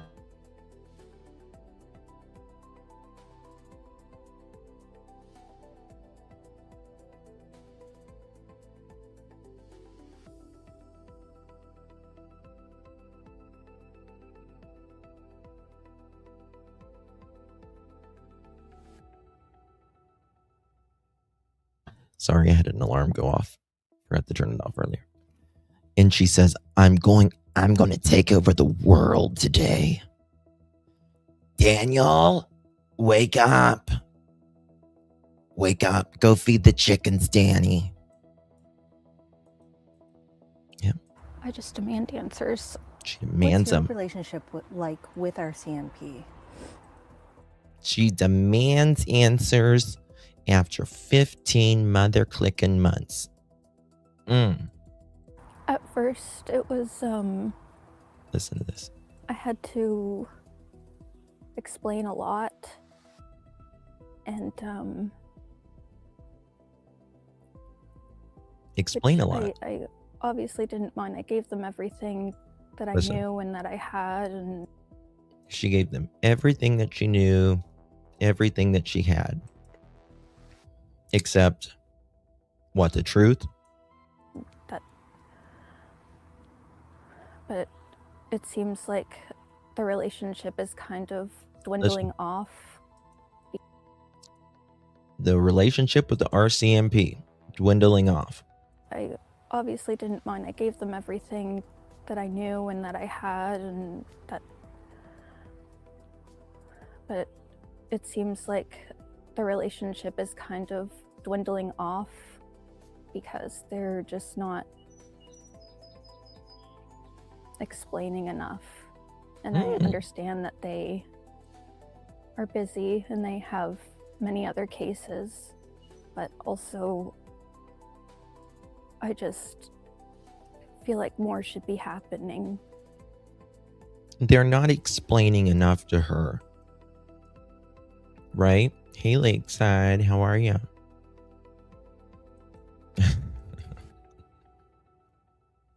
Her pupils are small. I know at points you were questioned heavily by police and even given polygraph tests. Listen. Did you feel you were interrogated? No. Not at all. She's lying. She looks down right after that. Did you ever feel RCMP were suspicious of you? I would assume at first because they didn't know the answers. She's never felt interrogated by the RCMP, but she says she felt suspicious. They might have felt suspicious in the beginning because of her answers, right? Deb, thank you again, babe, for the high five. Appreciate you very, very much. Very sweet. Miss Sandra, good to see you. Thank you so much for the flower, love. Really, really appreciate you very much. Thank you. Thank you for sharing it, JB. Appreciate you. Yeah. Which kind of is an oxymoron, right? If they was kind of suspicious of you, they should have interrogated you. Now, RCMP, on the books at least, changed their interviewing tactics in the last 5 years, I think it is. They used to interview very similar to how the United States does it, but now it's more of a conversation, right? It's not as high pressure, right? So now they don't I'm not saying it doesn't happen, because I do believe it still does in Canada. But they're not supposed to be as, blameful like that and all that. So, but what she's saying doesn't make sense to me. Thank you, Hedgie. Thank you for the sunshine. How you doing? I love your little hedge. That's a fat little Hedgie right there. And you can tell, just comfortable. That's a comfortable Hedgie. You should send me more pictures. I love to see all the animals. I think some big news is about to break, and the interview is damage control. Maybe. But the RCMP know now. You've know been what? polygraphed how many times? Listen. Twice. What was that? 2 experience polygraphs. like? It was nerve-wracking, mostly because Nerve-wracking. of the question I was asked. Listen. The second one wasn't as bad because I had already been through one. But I understood why they had to be done. And I just got through it. And because I knew the truth. What was the question? Listen.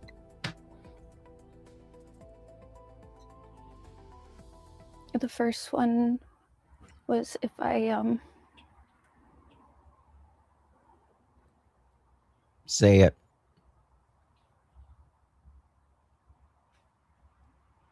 it's too heartbreaking to say. What was your answer? No. A bullshit? Did police ask if you had anything to do? It's too heartbreaking to say. Words would never come across her lips, right? It would never come across her lips. It's not like she subjected her kids to a crack den, right? Do with the disappearance? No. But I kept asking that question myself to them. Listen, hold on. And they would just Disappearance? Listen. Did police ask if you had anything to do with the disappearance? No. But I kept asking that question myself to them. And they would just reply, I'm sorry. If the RCMP has not asked Malehya if she's had anything to do with the disappearance of 4-year-old Jack Sullivan and 6-year-old Lilly Sullivan, her children, then that is an epic fucking failure. I do not believe that at all. And I'll tell you why I don't believe that. Because A, they asked Daniel that. At least Daniel was honest about that. Number 2, she just said she didn't want to speak the question that they asked her in the polygraph.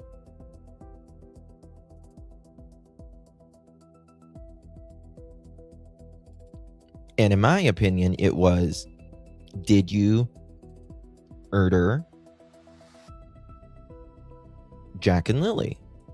Or do you know who did it? The next question is, did they ever ask you if you did anything to Jack and Lilly? And she says no. So I don't believe you, Malehya, on that. Yeah. I agree.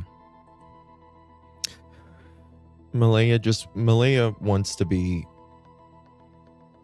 taken care of.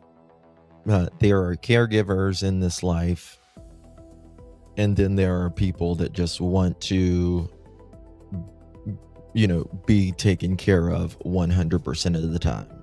And then there are people that care for others and are, cared for. That would mean they know they aren't with us, e.g. can't be missing when Then why would MBM pretend she thinks that they are missing? Illogical. That would mean that they know they aren't with us. Yeah, e.g.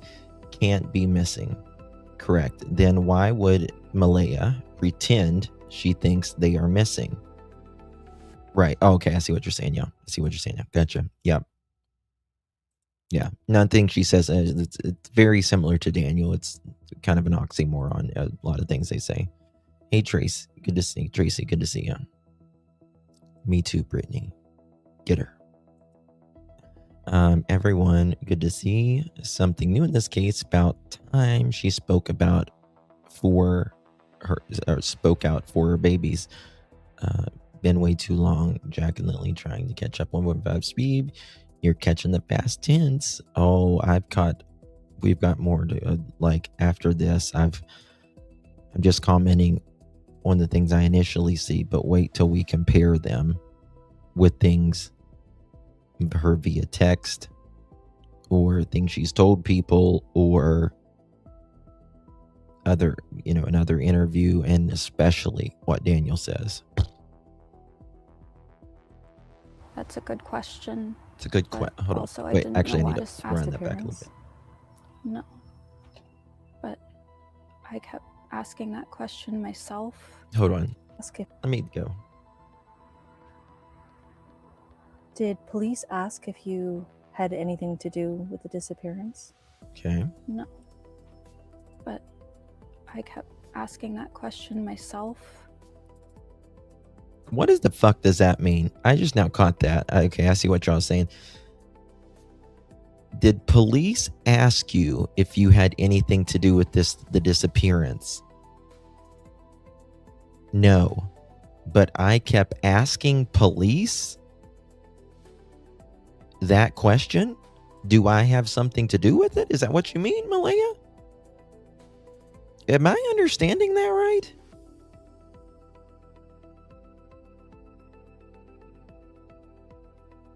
What? Am I understanding that right?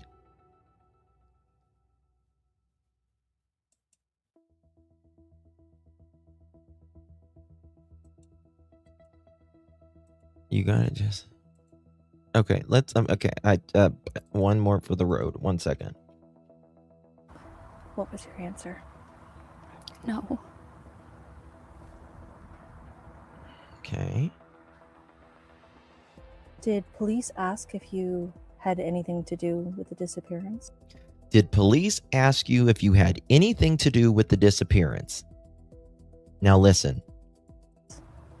No. She says no. Oh, I agree, Michelle. She says no. Police did not ask if I had anything to do with the disappearance. Even though she just recently said the question before that she couldn't even say the question when the police asked with the lie detector test. But listen to this. Let me just play that apart. Had anything to do with the disappearance? No. Nothing to do with disappearance. But now listen. I kept asking that question myself to them.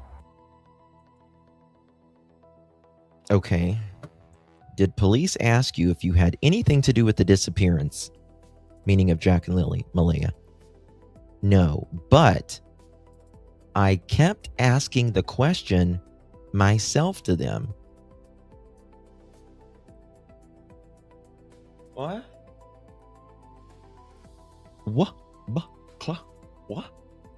What? They would have asked, but why are you asking the question? Like, do you have something to do with this? To the RCMP. Thank you, Nosy Rosie. Appreciate you. I kept asking myself that question myself to them. Do you have something to do with it?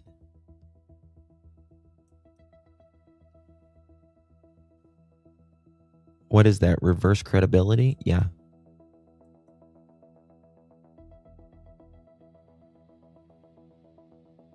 No, I kept asking that question myself to asking if she heard Asking if she herself had anything to do. Yeah, that's what I mean. Yeah.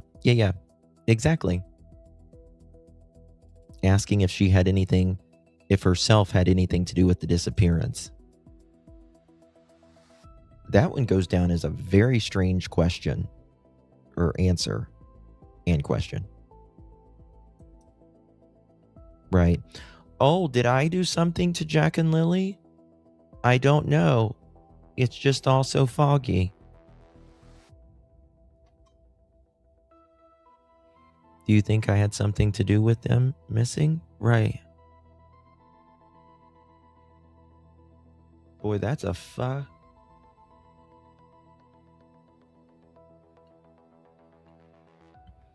Did she have rug psychosis?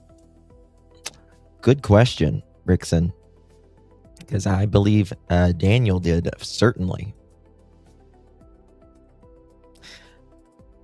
And there is a rumor that both of them were as fuck that evening. I gotta listen to that again, guys. Hold on, I'm sorry. Listen closely. What was your answer? No.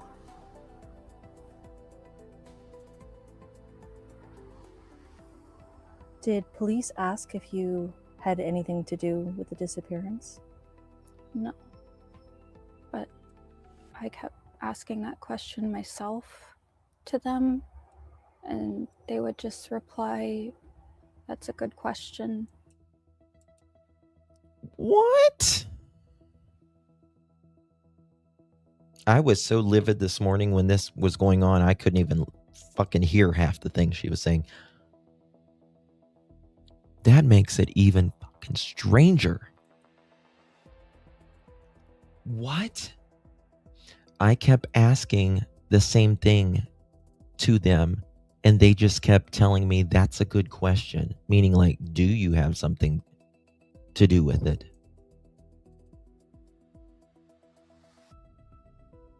Y'all. Fuck yes, horsey. Oh my God, hold on.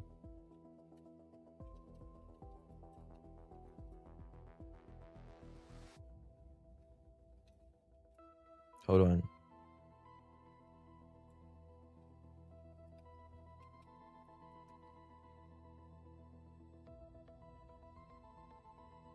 One second.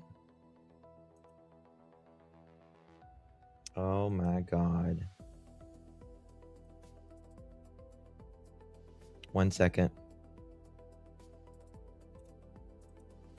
For those of you, yes, for those of you that don't know Quentin Simon case, I was in Georgia on the Quentin Simon case.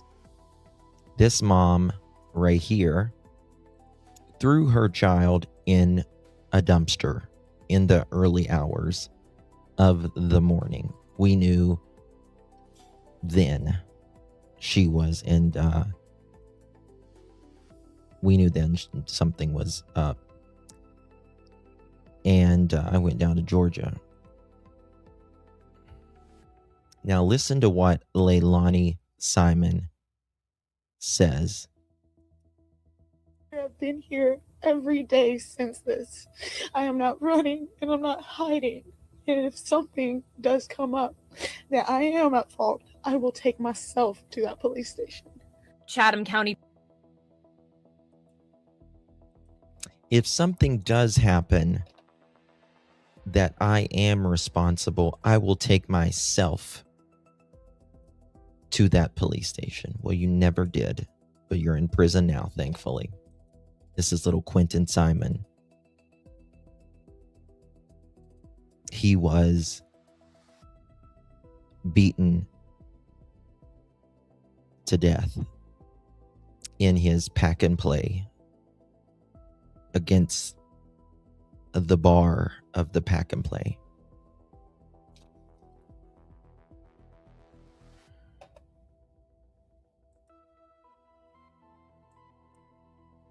Ooh, it's hard for me to see him.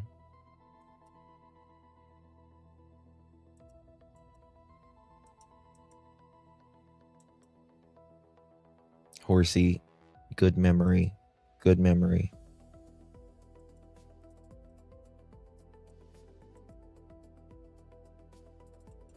Now,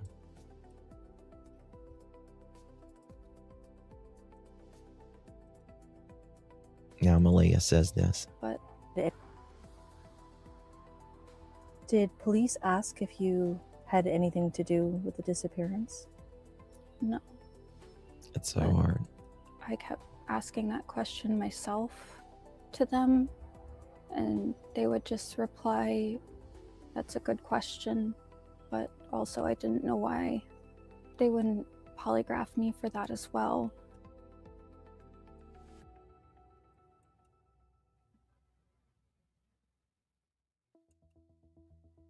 Did police blame you?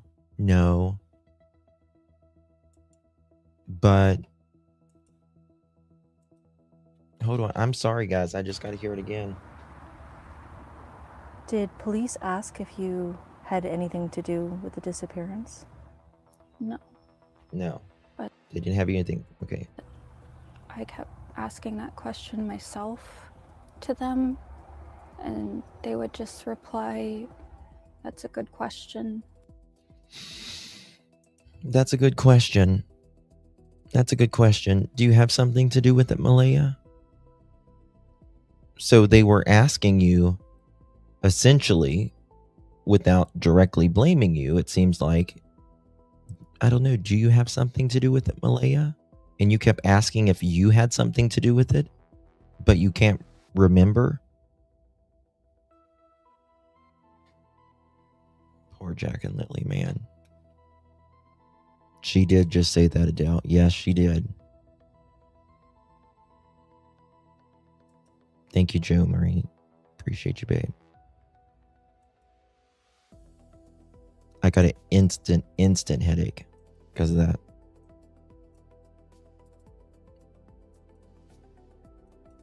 What parent says, more or less, asking the police, do I have something to do with it? And the police saying, that's a good question. But then she says, well, why wouldn't they instantly polygraph me? Do you know not what the fuck you were doing that night, Malehya? You said you put the kids to bed. We've got the documents.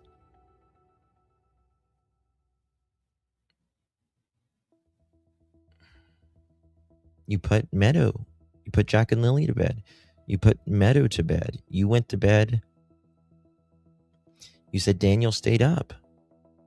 But you also say privately that you woke up around 11 o'clock. Daniel was smoking in the bathroom. Daniel says you made a call around 11 o'clock that night.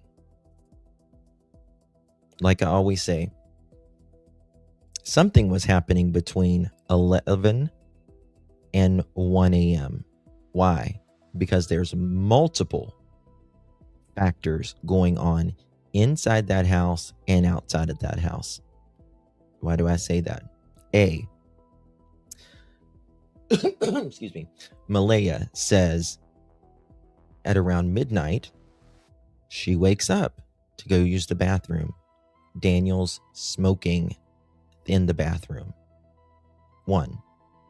Number 2, Daniel in an interview says at 11 o'clock, Malehya makes a call, right? He doesn't know who it is. Number 2. Number 3, Daniel says he checks on Jack and Lilly a little after midnight, closer to 12:30 a.m. He turns the light on in their bedroom. They're asleep and the blankets are covered up to their neck. He flips the light off and he stays up a while, right? That's a little midnight or a little after. He says closer to 12:30 actually. Number 4, at about 1 a.m., 1:30 a.m., 2 neighbors on both sides of Malehya in Daniel's home.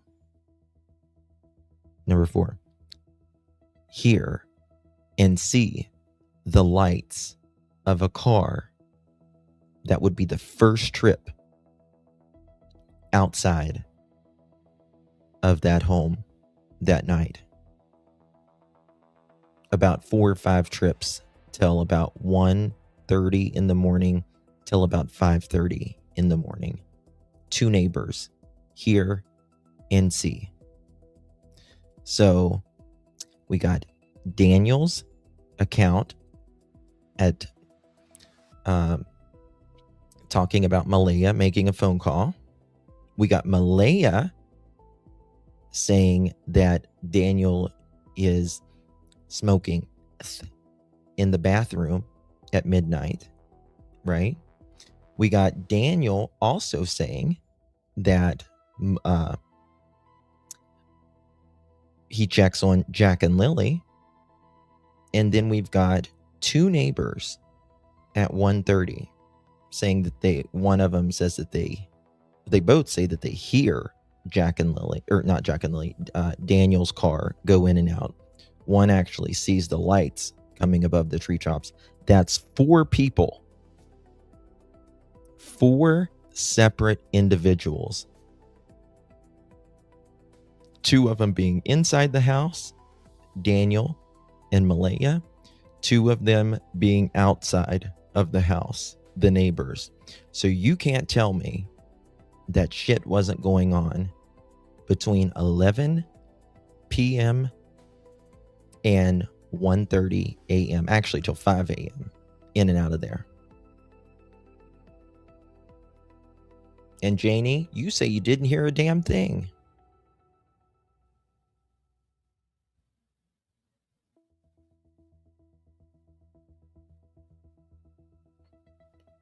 Y'all are fucked, in my opinion.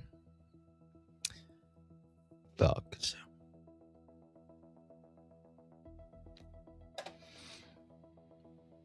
Mm-hmm.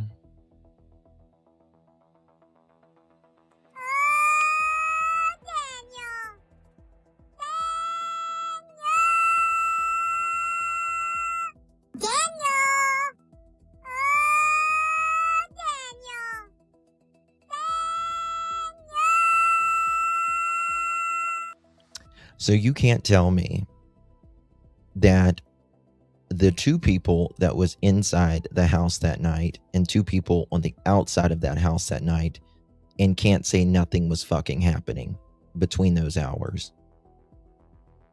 Malehya. And now you're asking the RCMP, more or less, did I have something to do with it? Well, it's kind of suspicious, don't you think? Oh, I do too, spare time. I do too. And let me tell you something. I would be extraordinarily respectful to Daniel, right? I wouldn't be a smart ass to him. I wouldn't yell at him or anything like that. I would be firm with his words that he himself has said, and I would pull some receipts. But again, if he's very confident that he didn't do anything to Jack and Lilly like he absolutely claims, why not? Why not, Daniel? Why does she suggest a polygraph? Good question. He is Debbie.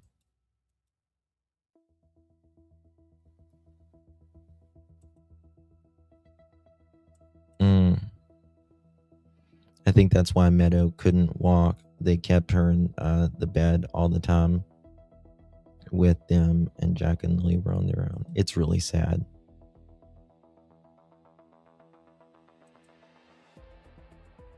She's manipulative. She reminds me of actually another creator that, like, just, you know, people who just want you to constantly feel sorry for them. Little old weak me, you know. I deserve answers. Jack and Lilly deserve answers.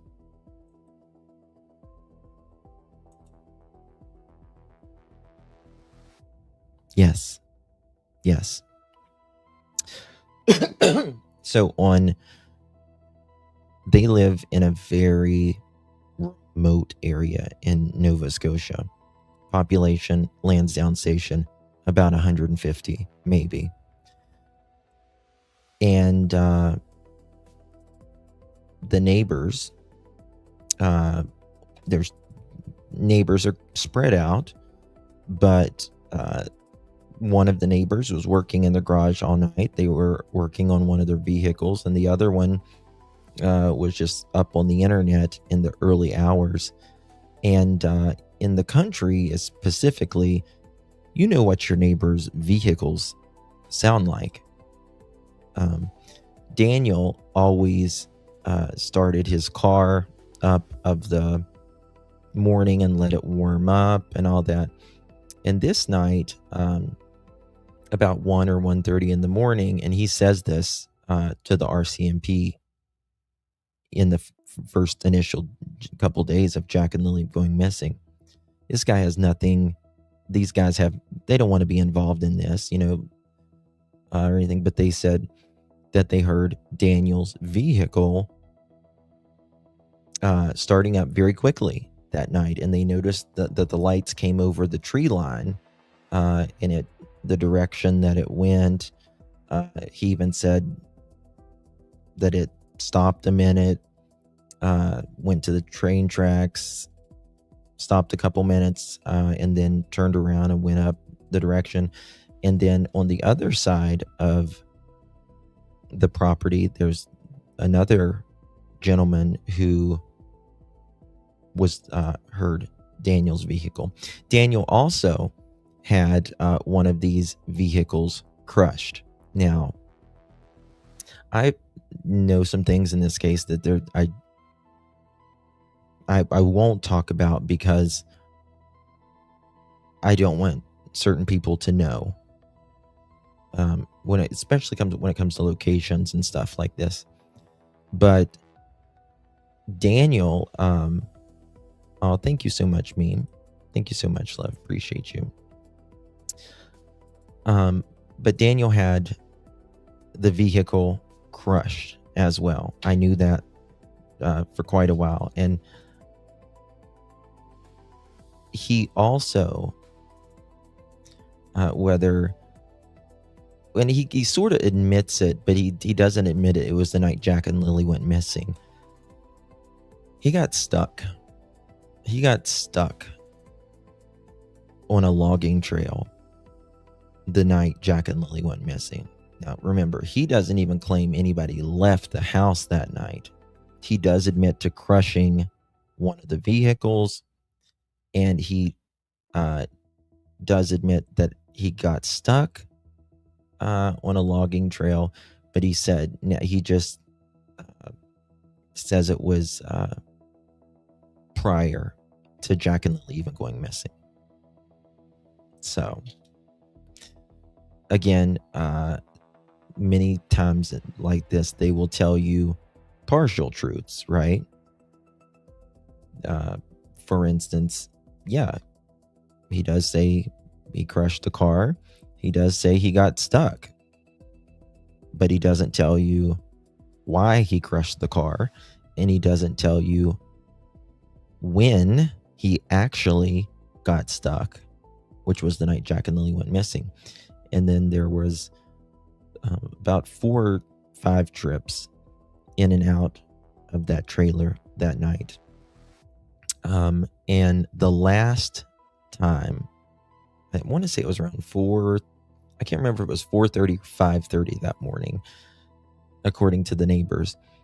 They said that the last vehicle wasn't Daniel's car. It was a different sounding vehicle.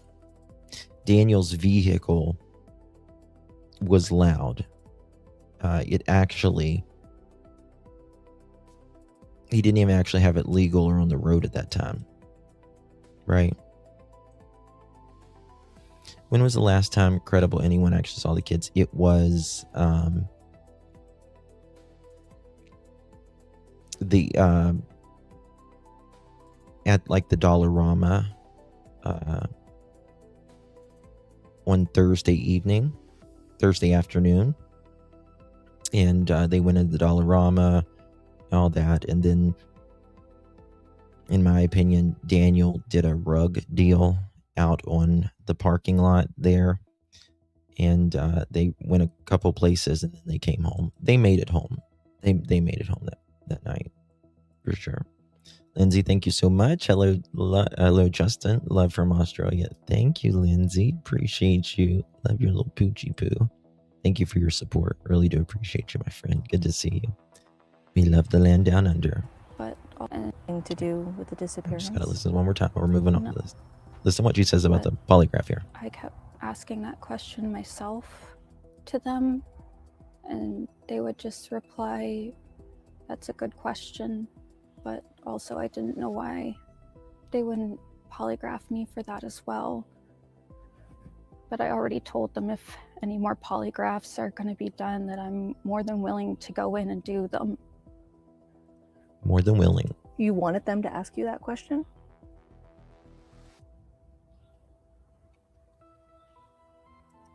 Can I ask you that question? Listen. Did you have anything to do with the disappearance of Jack and Lilly? No. Then why are you asking the RCMP? What do you think happened to them? A bullshit?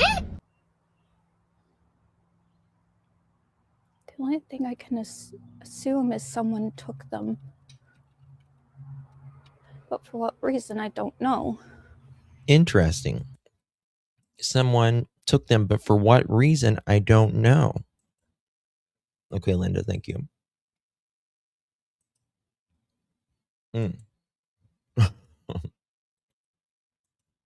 Thank you. 1 second.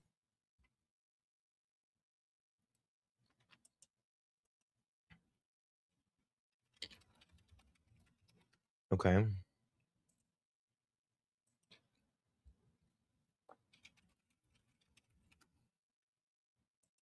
One second, guys. Something's not working here. Okay. Not even a thank you. Well, yeah. She's messed up. She's really messed up. Big league. Bigly. Here we go. This is one of the most important parts. The only thing I can assume is Two of someone them took them. But for what reason, I don't know. She's you can tell she's in my opinion, she knows here. But again, she's got to overrule what she knows and what her brain wants to say. But you can see the emotion inside of her.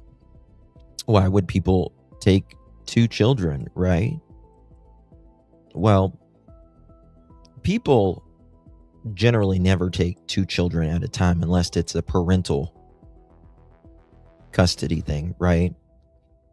And why would Jack and Lilly just put on their boots and get their backpacks and open the sliding door that, again, it takes 2 of them to open because they're so small, and then they normally close it, but they close this back door, and then they go play outside, and Janie says she hears them outside, right, for 10 minutes or so, and then they're just gone, right? Nobody heard a car. Jack and Lilly were loud, right? Nobody heard them walking through the driveway or in the front yard or anything like that. Nobody heard a car, saw a car. They didn't even get a scent of Jack and Lilly. Didn't even get a scent of Jack and Lilly, but you're, again, asking them to the RCMP, did I do something? And I just don't know, just don't know. In the cold rain, yeah. Really, Brittany, me too.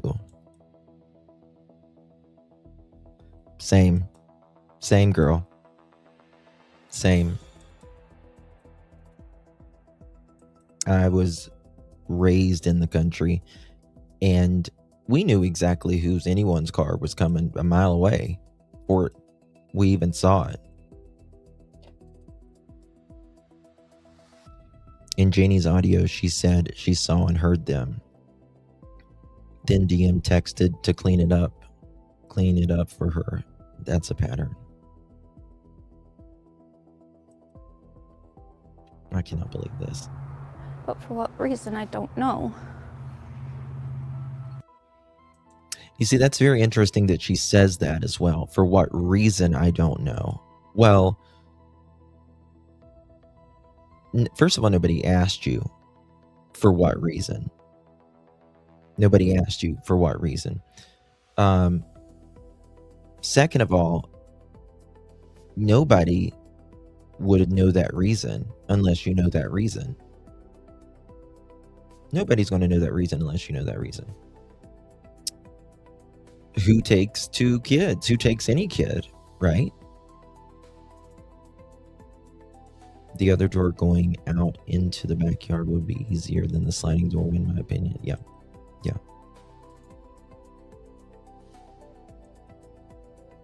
Well, most people who take, unfortunately, which again, our population in the United States is way bigger than Canada, even though Canada's land mass is the second, or maybe it's the biggest on Earth. I don't know if it's Russia or Canada. I think it's Russia that's a little bit bigger, even though Canada has way more land mass than the United States. We just have a handful of true stranger abductions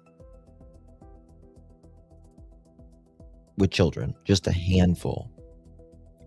Almost all of them abductions or kidnappings is someone that knows you, right?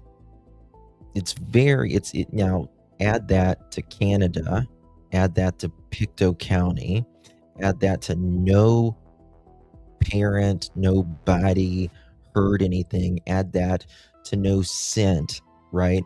Add that to the changing stories, the parents' behavior, all of this, it being 2 kids, the umpteen lies that we have broken down.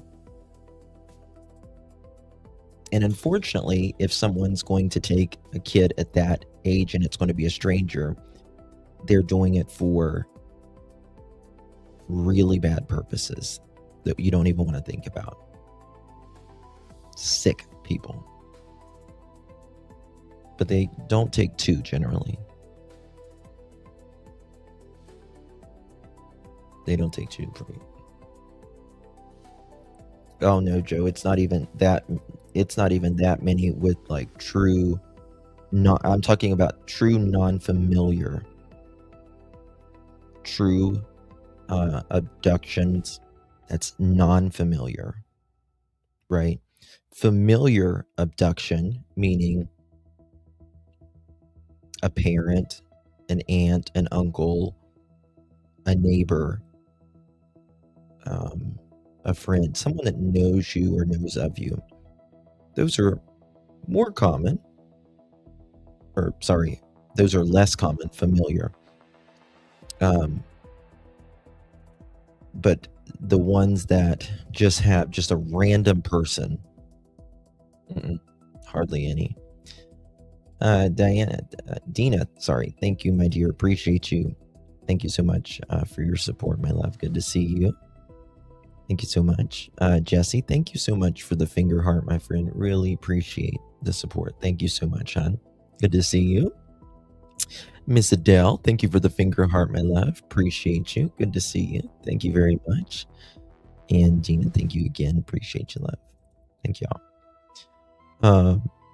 And then, right, and just this, well, and the night doesn't make sense either. The neighbors, two neighbors hearing them on each side. The car is smashed. Daniel lies like a rug. He's a deviant as well. And they were home to boot, right? That morning they wake up and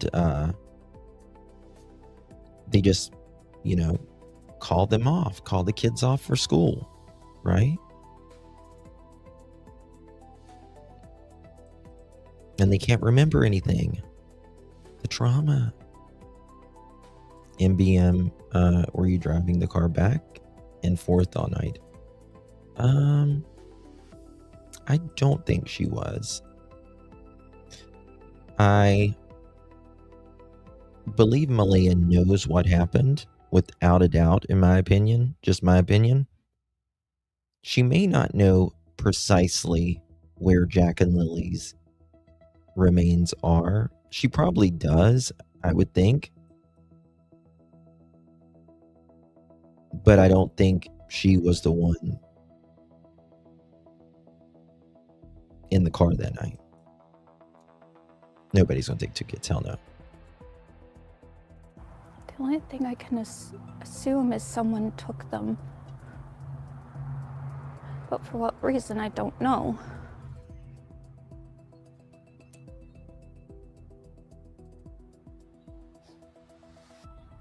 And it would have been from your home. Definitely that morning. Definitely that morning. You're lying, Malehya. You can't even say yes. You just got to shake your head. And it would have been from your home. Definitely that morning. In my opinion, even the interviewer here doesn't believe her. Well, that would have been from your home, and definitely that morning, just shaking your head. Anyone that believes Daniel or Malehya, you are cuckoo. Jeannie, thank you so much, honey. It's very kind of you. Appreciate you very much, love.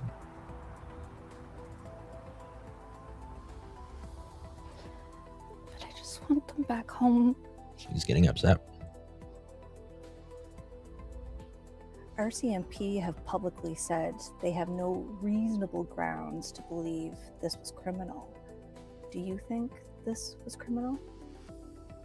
I honestly don't know.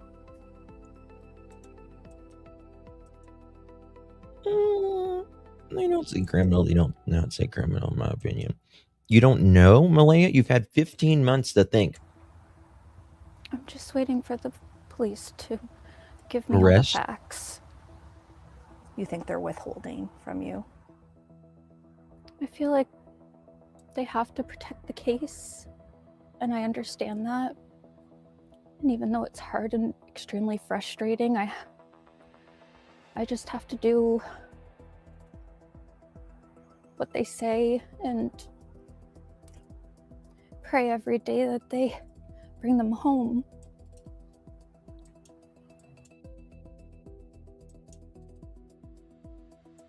What do you think? I feel like the truck that tied to take the kids from down the street needs to be looked at. I feel like the truck that tried to take the kids from down the street needs to be looked at into more. There was no kids that there was no truck that tried to take the kids. You mean Jack and Lilly?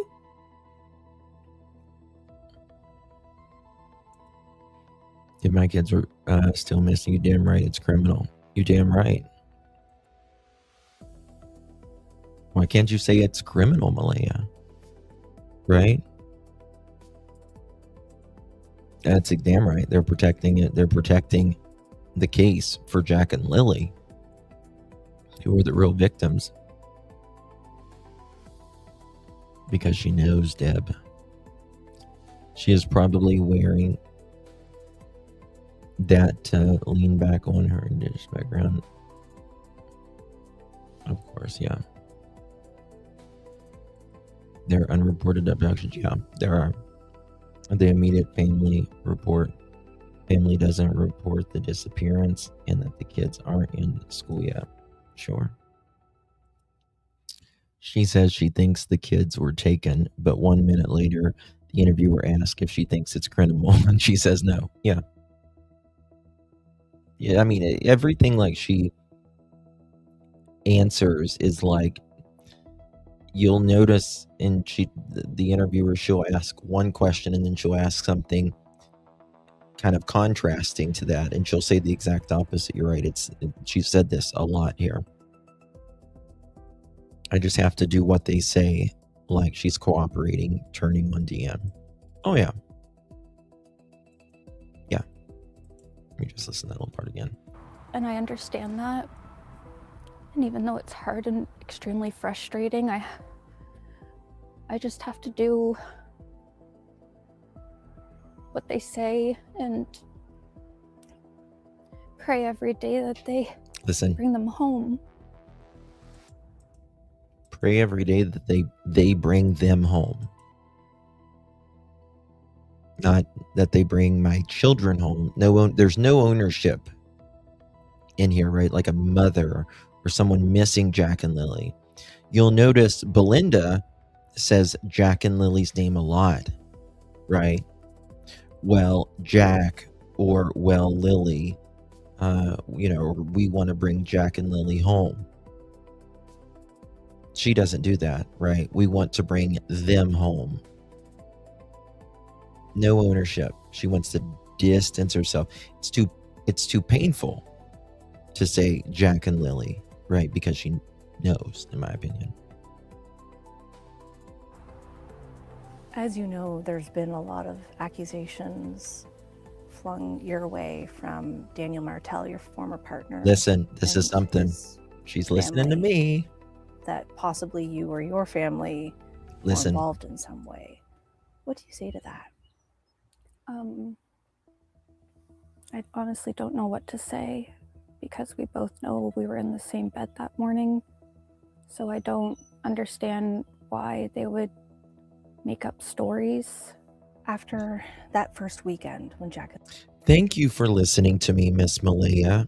Thank you for listening. I do appreciate you, because you don't say, we were in the same room, we were in the same home, we experienced the same thing. Use the same terminology as I use. And I say the reason I don't believe you, Malehya, you, Daniel, even though none of you watch, right? Because you were in the same bed that morning. You experienced the same thing, and neither one of you can agree on anything unless it is that you were in bed together. You can't agree on who's seen Lily, who saw Lily last, who talked to Lily, who didn't talk to Lily, who was asleep, who was awake, who was on their phone, where the phone was, anything.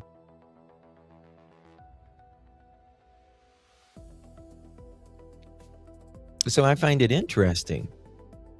And that's why I've always said that I do not believe either one of you. It's impossible.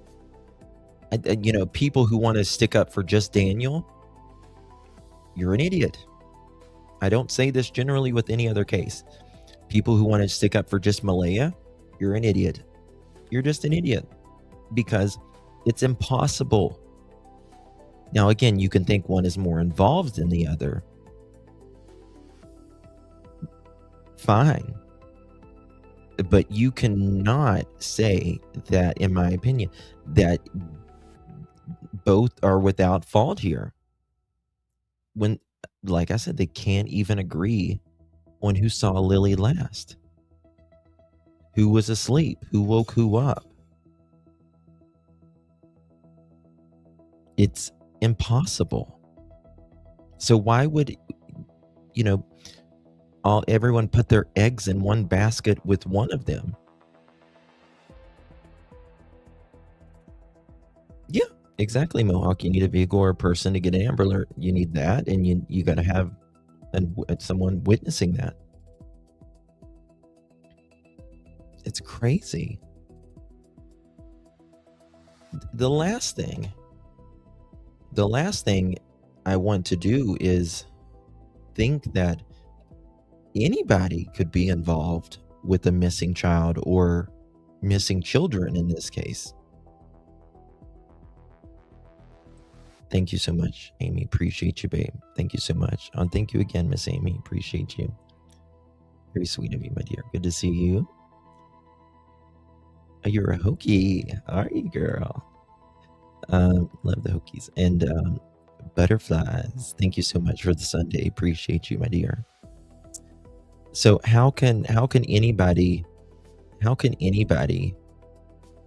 think that they're not both involved? You know, why does Daniel blame Malehya? Why does Janie have, you know, such anger toward Malehya? She claims she doesn't know either. I doubt that highly. Again, neighbors heard them that night as well. Oh, thank you again, Amy. Appreciate you. Thank you so much. Appreciate you, love. I know all about the Hokies. And my ex loved them. If you know, you know. She said Lily had a cough. It may have been easier to keep Jack home too. I did it a few times with my kids. Yeah, of course. Sure. It was hard getting them to school when one was off. Yeah, that's fine. Not a problem. I have no problem she keeping both of them. Right? I mean, they were missing, or they missed 40 some days of school, and they had black eyes and not proper clothing. That I do have a problem with. But yeah, because, you know, one was sick and you want to keep both home, no big deal. Whatever, life goes on, right? Nothing's perfect in life. Nobody expects perfection. No, none of us are perfect. Life happens, right? Life happens. But damn, nobody's expecting perfection. But give the kids the fucking basics, man. That's all. You know, not a filled environment and not getting their eyes blacked.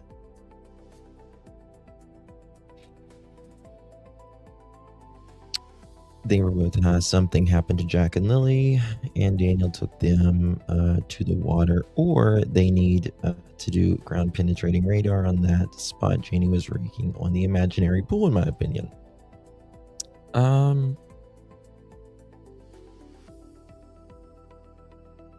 I don't think that they're in the yard. I certainly don't think that they're in the yard. I do think that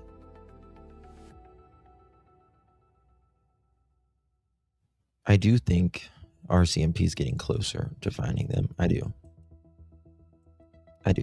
I think Daniel's very paranoid right now.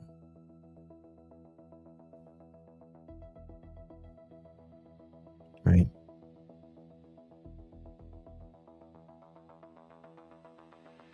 One second. Yeah. Russia, Canada, China, United States. Yep. That's right, Tammy. That's right. I couldn't remember if I was thinking Russia was bigger, because I think Russia has, you can Google me on this, either 9 or 12 time zones. I can't remember. Lily went missing on May 3rd, the Saturday, the day following the day that they were reported missing. That was the last day you were there in Lansdowne. There's been widespread skepticism, Malehya, about why you chose to leave the scene that day. What would you like to say? Let me just go back to this don't question. I know I keep going understand. back, guys, but this case means a lot to me, and I Both really know we were in the same bed that morning. listen to this. That possibly you or your family and his family from Daniel Martel, your former partner, and his family, that possibly you or your family were involved in some way. We're involved. What do you say to that? I honestly don't know what to say because we both know we were in the same bed that morning. So I don't understand why they would make up stories. Yeah. Why would anyone make up stories? Why would anyone make up stories about a 4 and a 6-year-old missing, right? Like, why? Why would you make up a story, Daniel? Why would you make up a story, Janie? Why would you make up a story, Malehya? Oh my goodness. Thank you so much, Miss Joyous. Appreciate you. Very kind of you. Thank you, Mr. and Mrs. Joyous. Very, very sweet. Thank you very, very much, my dear. Much love to you, Miss Joyous. Thank you again. And Joan, thank you so much for the jewels, my love. Appreciate you very much. Thank you for the happy poo. Very sweet of you. Thank you so much. Aw, thank you. We love you too, Mr. and Mr. Joyous. Thank you very much. Now, Malehya keeps saying Daniel tells the truth to the RCMP, but he lies on his interviews. I think they're lying here, and I think they're lying to the RCMP. After that first weekend when Jack and Lilly went missing, on May 3rd, the Saturday, the day following. Yes, exactly, Lisa. That's what I'm screaming. Reported missing. My mom is That was the devoted to last day see you you. were there in Lansdowne. There's been widespread. Yeah, they did. And let me tell you something. CPS grossly failed Jack and Lilly. Grossly failed them. And that wasn't the only time CPS was there. Notice how so many of these cases that we talk about, the parents will say, in Jack and Lily's case, they say that CPS was there because of Jack and Lily's autism, and they wanted to give them resources. Think about Summer Wells, right? CPS, they claim, was there. Why did they say CPS was there? The day before Summer went missing, because I forget what it was. The pew-pews. All that. And he says CPS, Don Wells says CPS kidnapped the Summer. Oh, it's such a BS thing to say about autism. I did a whole thing on Canadian CPS and Nova Scotia and all that. CPS is not there as a medical or behavioral referral. They are only there for the child's safety and welfare. That's it. That's all. Nothing more, nothing less. Skepticism, Malehya, about why you chose to leave the scene that day. What would you like to say Left about after that 24 hours. decision? The police had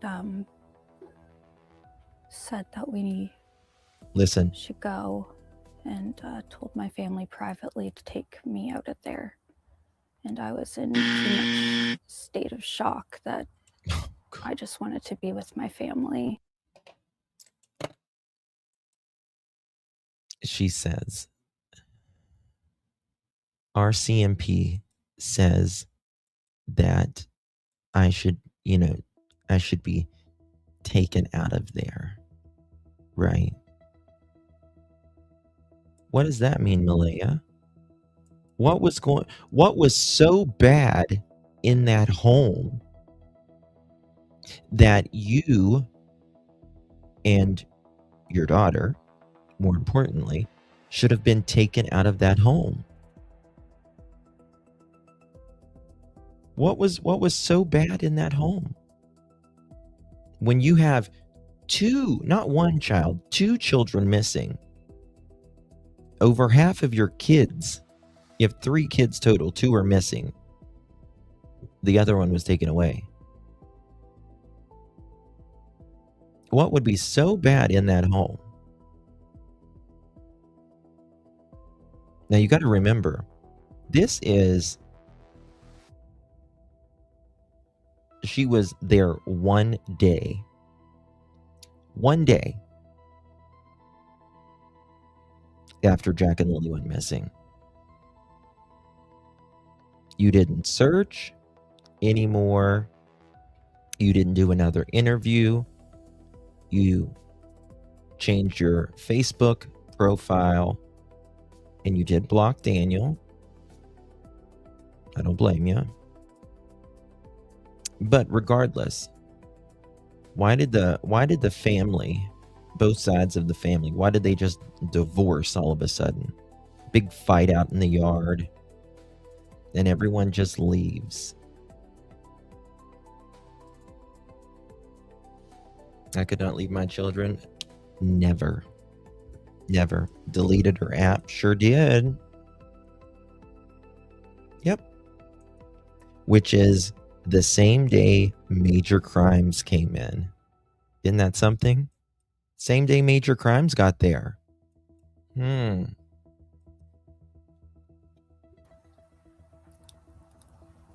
police had... Listen to the question. There's been widespread skepticism. Nobody Malehya, believes about you. why you chose to leave the scene that day. Listen. What would you like to say about that? Yeah, tell decision? us. The police had said that we should go, and told my family privately to take me out of there. And I was in too much state of shock that... You're a grown-ass woman. Your mommy, rescued you, right? Your mommy rescued you. But Jack and Lilly didn't have a mommy that gave a fuck. Did they? Mommy comes and rescues you, texts you, all that. Jack and Lilly didn't have anybody that gave a fuck. Like a mother. Thankfully, there was a grandmother.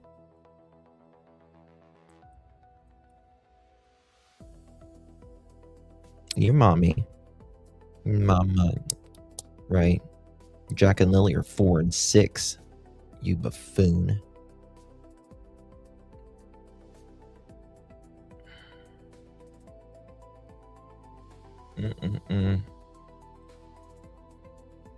She marked single on the Facebook on day 2 while her children were missing. Sure did.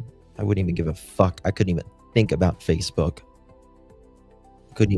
I wouldn't even give a fuck about Facebook. Only maybe putting a flyer on there. But this bitch can't even do that. Can't share a flyer. She can share a beach picture, but not a flyer of her 4 and her 6-year-old with, black eyes. I just wanted to be with my family. I can tolerate and try to get along with everybody. I really do. Try to meet them where they're at. I really do. The only people I have zero tolerance for is people who don't give a fuck about their kids, someone that will hurt a child, someone that will lie on a child, someone that will hurt an elderly person, someone that is not as strong as them, a bully that is not as strong as them, someone that can't fend for themselves, and animals, and disabled people. Go to hell. I give all of my fucks to you. That's the people I give my fucks to. Anybody else in life, I try to meet them where they're at. I may not like everything about them. May not even really like them. But I don't really care. Don't really care. I don't give energy to that. These people right here that will lie, yes, on a weak and vulnerable to save their own ass when they shouldn't have been in this situation to begin with, and then do something to the children, and in my opinion dispose of them in the middle of the night, and then lie on the children when they're lying somewhere that they should not be, where animals congregate. There's no cemetery to lay them, to have some dignity. Go to hell. Go absolute to hell. Nothing for you. Zilch. You were two animals in that fucking trailer. And Daniel, your mother is another one in the camper. And my daughter. So we got out of there and the police met us back at Mom's. And they were updating you there. Yeah, and I had to do a very lengthy interview with them. Why didn't you go back? Liar about here. Listen to her. Think up at the lie. Look at the cue card. I don't think I can touch on that right now. Is there anything you can say about... She can't touch on that right now. Well, you may not be able to go back in that house, Malehya. But it doesn't stop you from doing interviews. It doesn't stop you from doing press. It doesn't stop you from searching. It doesn't stop you from pounding the damn pavement if you actually didn't know. Thank you, Lucy. Appreciate you, baby. Good to see you. Thank you so much for your support.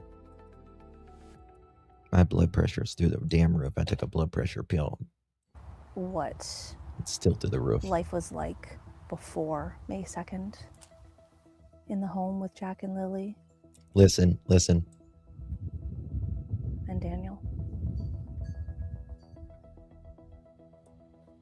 I agree, Kimberly. I don't think I can talk about it right now. Sorry. It's interesting she can't talk about Daniel.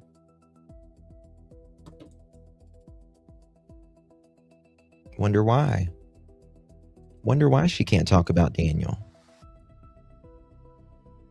Maybe because he's being charged separately from Jack and Lily's case. He's not being charged, at least currently, in Jack and Lily's case. Calm down. He's being charged with assault, sexual SA assault, and forcible confinement. So all of these months later, I know there's been also a lot of questions about why you stayed so quiet. And Yeah, that why? usually Listen to this. a mother of missing children would be speaking out. Tell her, reporter, yes, a mother would normally be speaking out. Listen to what she says And even on a megaphone. on a Why hasn't megaphone. that been the case for you? Because the police had told me not to. That it would jeopardize the case. And I just did whatever they told me to do because I didn't want to jeopardize the case in any way. Yeah. That is excuse number one. I don't care if it's Canada. I don't care if it's the United States. I don't care if it's the United Kingdom. I don't care if it's anywhere in the Western hemisphere of the globe. Police are not attorneys. Police, RCMP, FBI, none of them can advise you. They're not advisors.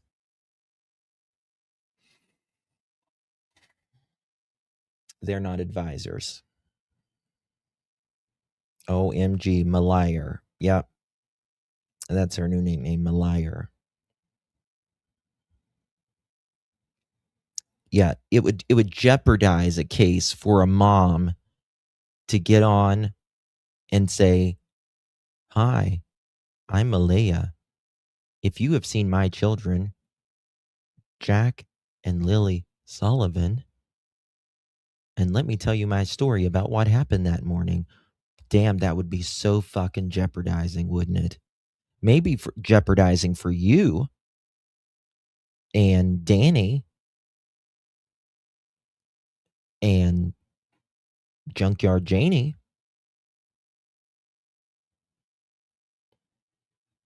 But it wouldn't be jeopardizing for Jack and Lily's case. There is nobody that can advocate better for children more than the parents. I can't. No other YouTuber, no other Facebooker, no other TikToker. Nobody knows your kids like you, Malehya. But that would jeopardize Jack and Lily's case.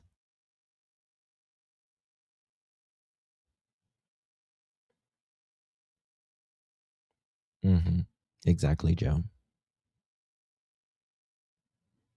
When she said that, and this was, this is one of the most common things that suspicious people in missing, especially children's cases. This is what happened in, of course, Jack and Lily's case. This is what happened in Sebastian's case. This is what happened in Summer's case. So many cases. Police told me not to talk. Why would police tell you not to talk? Police cannot tell you to talk or not talk.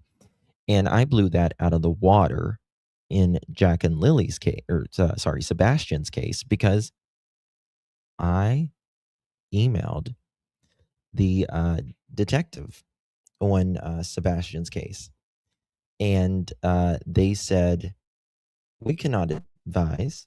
We cannot tell someone what to say or not what to say. Right? Can't say one way or another.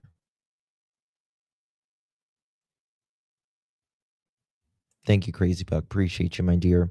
If I thought my kids were taken, I would be on camera pleading for their safe return. And wouldn't Tucker bark his head off at a stranger in the yard? Yes, and yes, yes, my dear. Yep. But I don't know if Tucker barks. I think it was another dog there. Yeah. And that's it. Thank you. Thank you, Crazy. Appreciate you, my dear. Much love to you. Mohawk is exactly right. Brandy Neal, our friend Brandy Neal, Michael Fawn's mother, she took links to creators who blamed her and Tyler and just asked them to share the flyer. Not only did she do that, she took links to the suspects who took her kid, physically took her kid, threw him in a duffel bag, threw him in the back of a truck, and unalived him. And then the next day buried him in the backyard. And then later dug him up, and we don't know where he's at. She took links to the suspects. So Daniel and Malehya, you can fuck directly off. And I also wasn't ready because She wasn't ready. I'm continuing to go through extreme trauma. Yeah. What about Jack and Lilly? What about Jack and Lily's trauma? You wouldn't even think about your trauma when your kids are out there. You wouldn't even think about your fucking trauma until you found them, until you had answers. Yeah, it would be grueling. You wouldn't even want to live most days. I get that part. But it's not like, oh, I'm gonna hold still for 15 months. It's my trauma. What about Jack and Lily's trauma? They're the one living it, as you say, Malehya.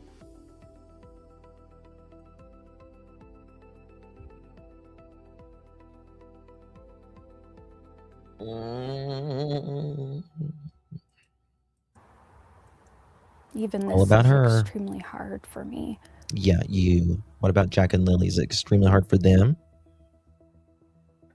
There has been intense scrutiny on you and your family in the last few months. I don't feel I owe people anything. If anything, I'm owed answers. No. And to have my children back to me.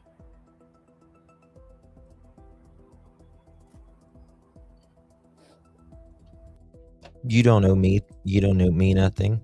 You don't owe me a damn thing. You don't owe the news a damn thing. You don't owe anybody a damn thing except for Jack and Lilly. That's who you owe it to, Malehya. I don't give a fuck what you think about me. Not an iota. Not a simple iota of one fuck. Don't care. It's not about you. It's not about me. It's about Jack and Lilly.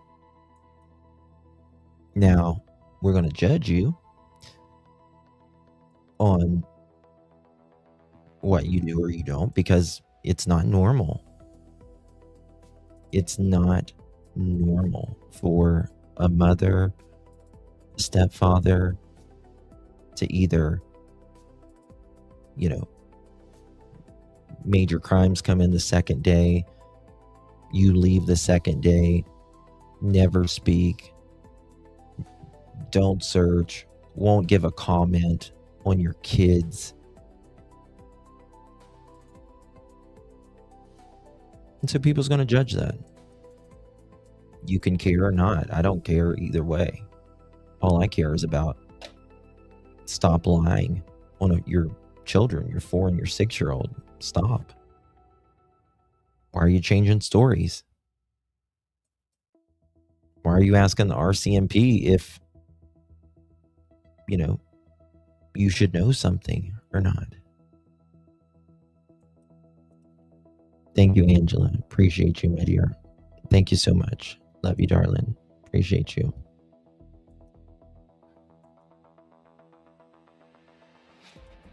She's being supported by the Canadian taxpayer. Her rent, her food, her clothes she wears, the car she drives, and the gas put into it paid by the taxpayer of Canada. She owes a lot. Yeah, I mean, I'm not a Canadian citizen, and I don't pay Canadian taxes. I pay United States taxes. So I can't necessarily, bitch as a taxpayer because different countries, but I get you. Yeah. Thank you again, Angela. Appreciate you. And I believe the police know what they're doing and that they're doing everything to find Lilly and Jack and bring them back home to me. Bring them back home to me. To me. To me.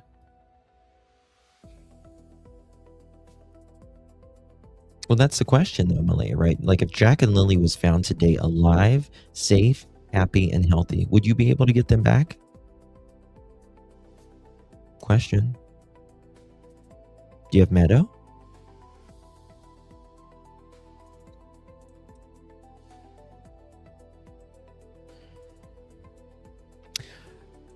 Because you got to remember, Malehya, they took Meadow away from you and Daniel, right? They actually let Meadow be in your care in the beginning until you fucked that up. And that was without Daniel. When you was away from Daniel, you fucked that up on your own, right? So, poor me. You still trust in the process. That's all I have.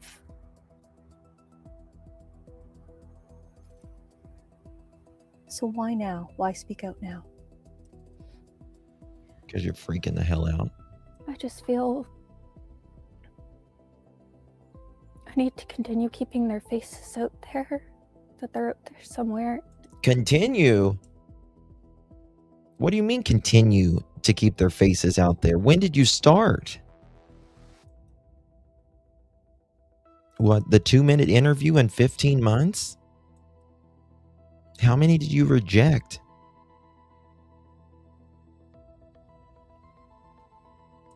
And if they see me on TV... Well, you've been taking notes, haven't you, Malehya? You've been taking notes, right? I've always said, Malehya, why are you not out there? You say Jack and Lilly are alive. I don't believe that for a second. But you say Jack and Lilly are alive. Wouldn't that be comforting to Jack and Lilly to know that their mother gave a flying ugh about them? Oh, great, mommy's looking for me. Can you imagine your mother not looking for? I mean, seriously, put yourself in a child's shoes. Think about when you was a child. When you're a child, your parent is virtually God to you. They're your everything. Whether they're a piece of shit or not, they're everything to you. And then you are separated.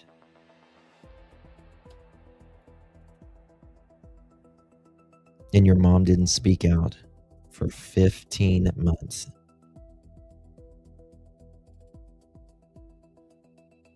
I mean, think about that. Think about you being your child, and think about, God, my mom didn't speak out for 15 months. Didn't see her on the face. Was she looking for me?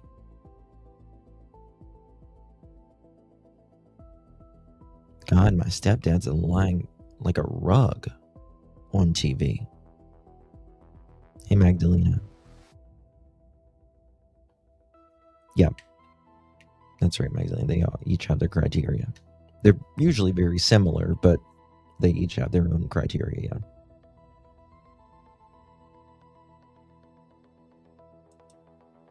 yeah. That's right. That's right. That's right. Mm-hmm.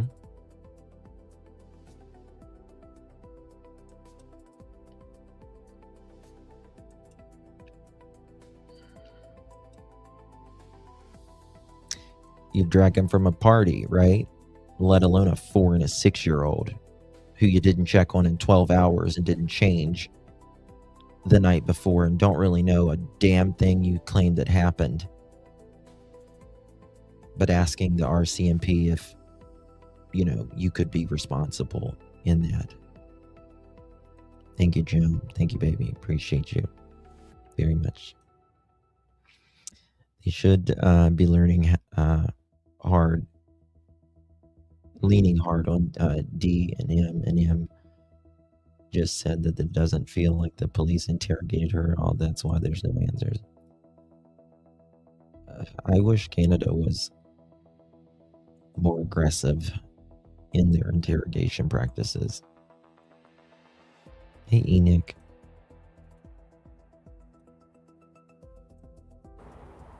Good to see you, hon. recognize me, and maybe somehow they'll be brought back home. When you think of They'll them come back. today, Listen. where do you envision they are? Or do you? This is interesting. They're being well looked after, and they're together. Where do you envision Jack and Lilly right now, Malehya? Right? That they're together and that they're being well looked after. Is that heaven, Malehya? Is that heaven? They would be together and they would be well looked after.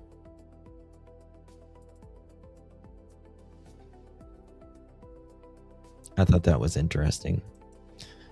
She doesn't think that they're with, some,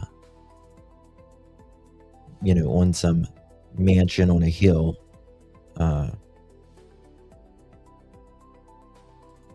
overlooking, rainbows and the ocean and lollipops. But she envisions them together and they're being well looked after.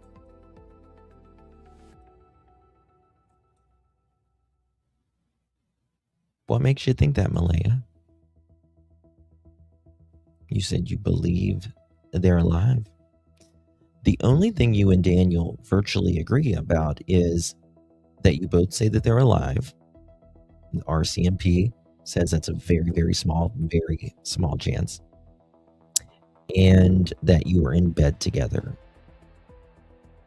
that morning. She's in Fantasyland. Well, she's lying to herself.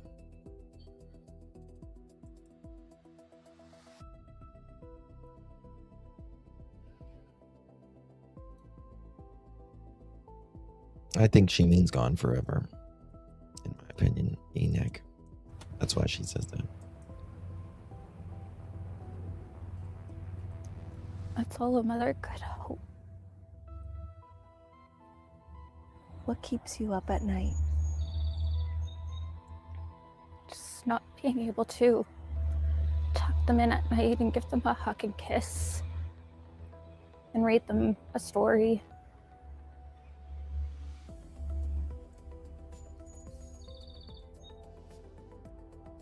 This is where she really starts breaking down here. And in my opinion, it's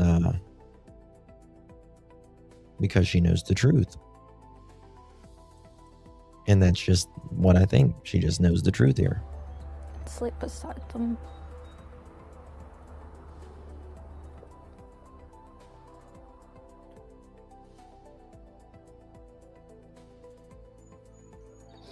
I miss them a lot. One thing you don't hear in this entire, and she'll take a note for the next one, won't you, Malehya? You know what you don't hear in all of this? Jack and Lilly, Mommy's going to find you. Mommy's not going to stop. Mommy is looking for you. Look at me, baby. Listen to me. Listen to my voice. Look at my face. Mommy misses you. Mommy is doing everything she can to find you. I know you're out there, sweetie. None of that. None of that. She knows.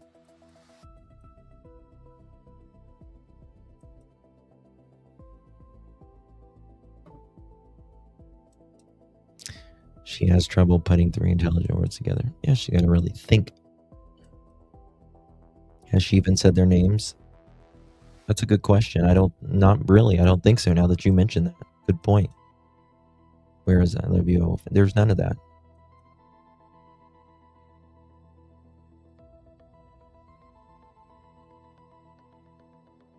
Hold on, guys. I'm losing. 1 second. Let me fix this internet. second.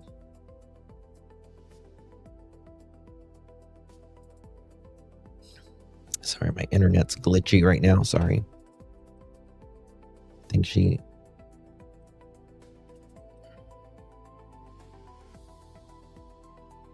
When my kids were little, I would read them 2 stories at bedtime. Yeah.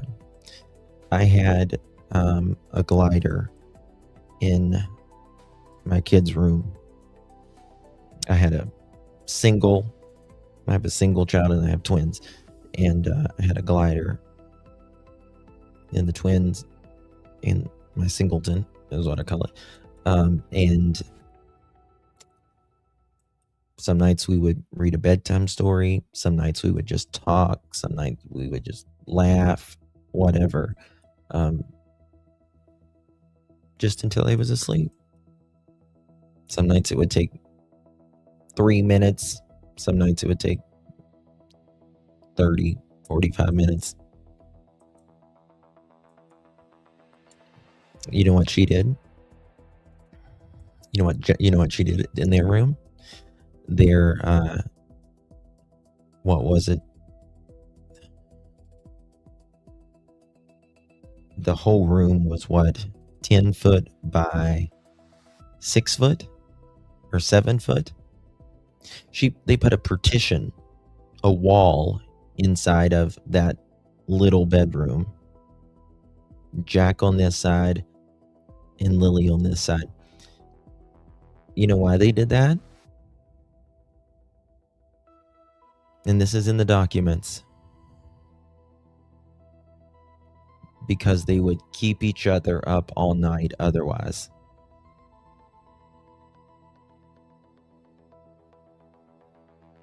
Well, they wouldn't if you would sit in there for 5 fucking seconds, Malehya.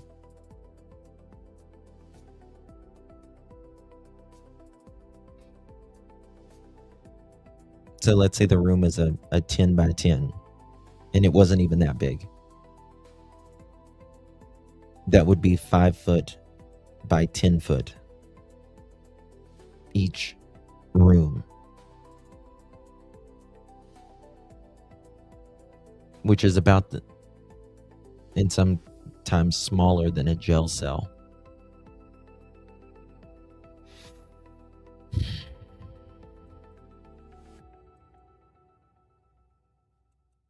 Hey, Joanne. Thank you, love. Appreciate you, mama. Good to see you. Thank you very much for your support, my dear. My head feels like it's going to pop off with my blood pressure. It was an 8 by 10. Yeah. Thank you, Joanne. Good to see you, mama. Thank you so much. Appreciate you. 8 by 10. Yes, so it would be 4 by 10. That's smaller than a jail cell. That's smaller than a jail cell.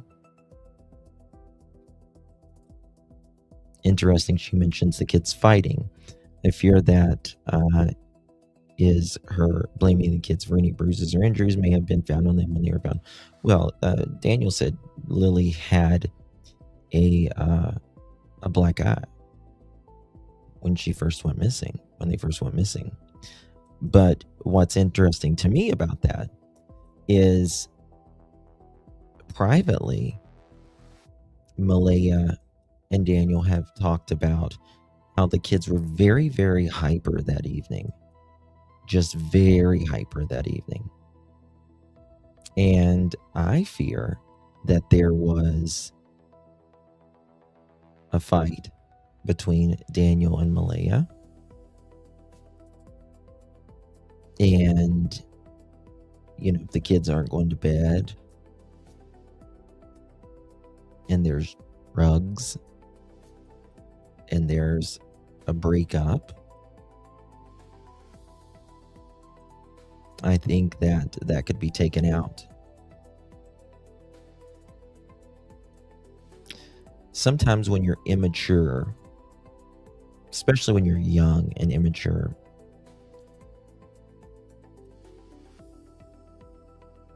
when you get, like, if you get that mad, you just don't care. You see red and you just don't care about anything around you, the consequences around you or whatever. And I believe Malehya is extraordinarily immature. Look at her, listen to her. And Daniel, when you are in active addiction, if you are, let's say you start active addiction at age 20 and you are in active addiction for 20 years and you stop when you're 40, you stop maturing.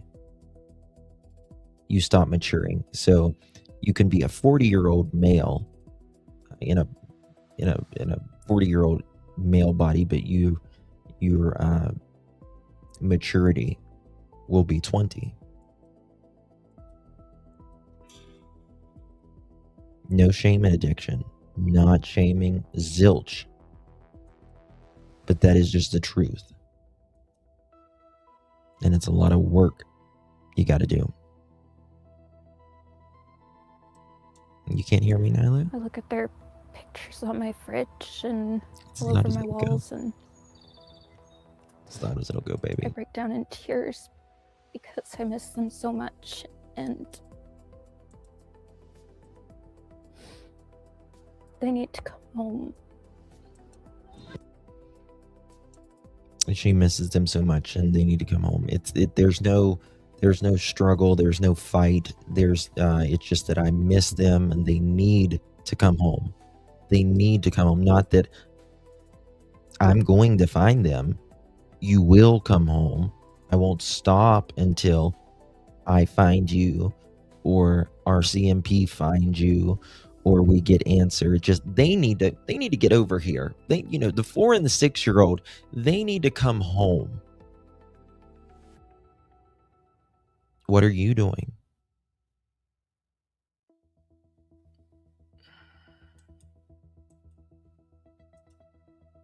I am glad Malehya has recently started to at least, she walked in this parade, which is good. But this is the thing, and I'm probably a little maybe jaded or whatever when it comes to this, because this is what I do, right? And I've seen this so much, and it is great that Malehya and Daniel and them do interviews, and they can do all the interviews in the world. They can put up all the flyers in the world and stuff like that. They can walk in these parades and stuff. But to me, at the end of the day, because of what I think and what we've already heard from them and the way they've behaved and the lies we've debunked and all of that, it doesn't mean a damn thing. Because I don't believe there is some random person out there that has Jack and Lilly. So it's kind of like Summer Wells, it's great that, people still put up flyers and all of that, but it starts at home. And if they don't speak on it, or the RCMP or FBI or Hawkins County, RCMP, all of these, like if they don't speak, or if they don't find answers, or the parents don't say anything, yes, the flyers, and anytime any of us speak is for awareness, and it keeps the pressure on RCMP. It keeps the pressure on these lion-ass parents.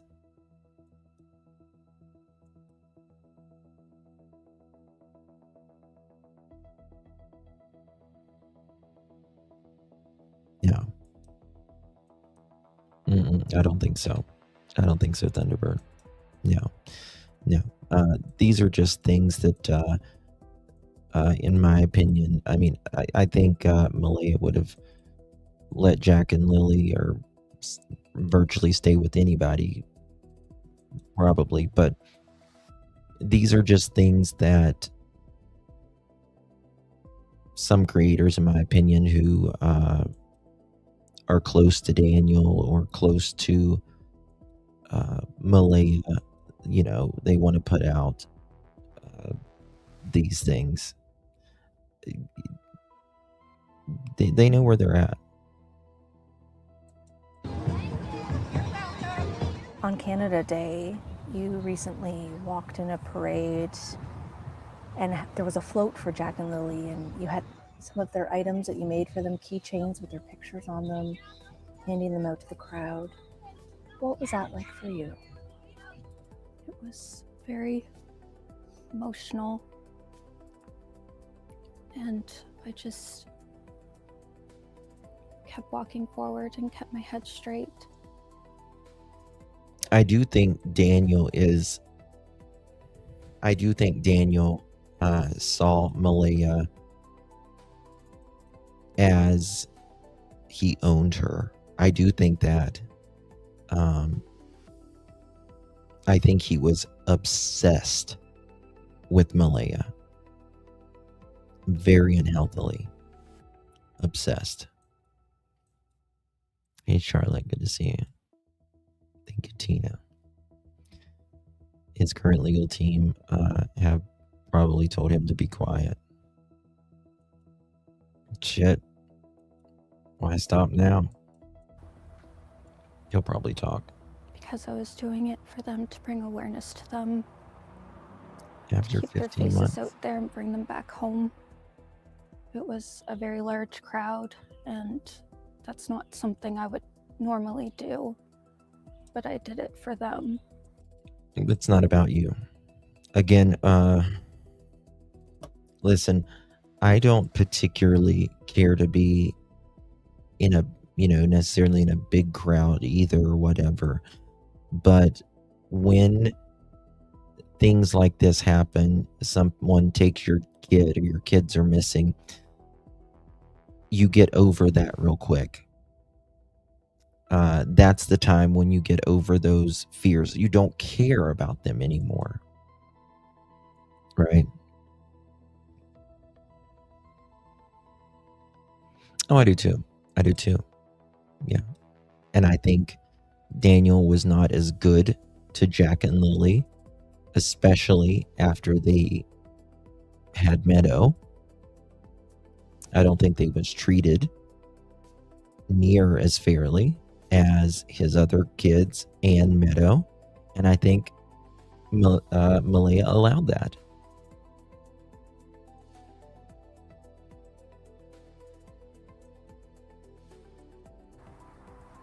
That was a big step after remaining, quiet and not in the public for a long time. What was the reception like from the crowd? I'm at the point now where I can't worry about what people think of me. Good. You shouldn't have ever. People who are close and know me know that I would never do anything to my children and that I love them very much.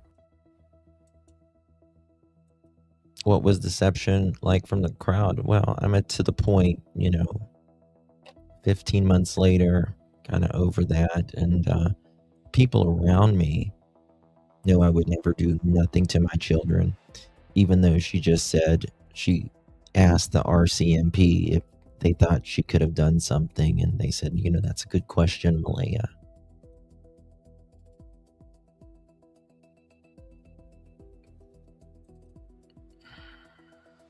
She's just like Daniel, just an oxymoron.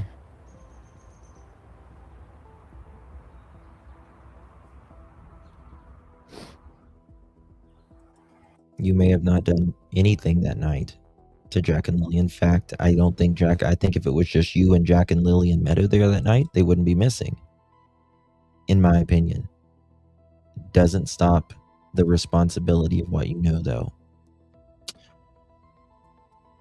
It doesn't negate the fact that they were abused and neglected. I've always said in this case, the best case scenario in this, which I don't think happened, but is that Jack and Lilly walked off, or someone magically, took them, and that they were abused and neglected before they either walked off or was taken. That's the best case scenario. Worst case scenario is that Jack and Lilly were severely abused and neglected until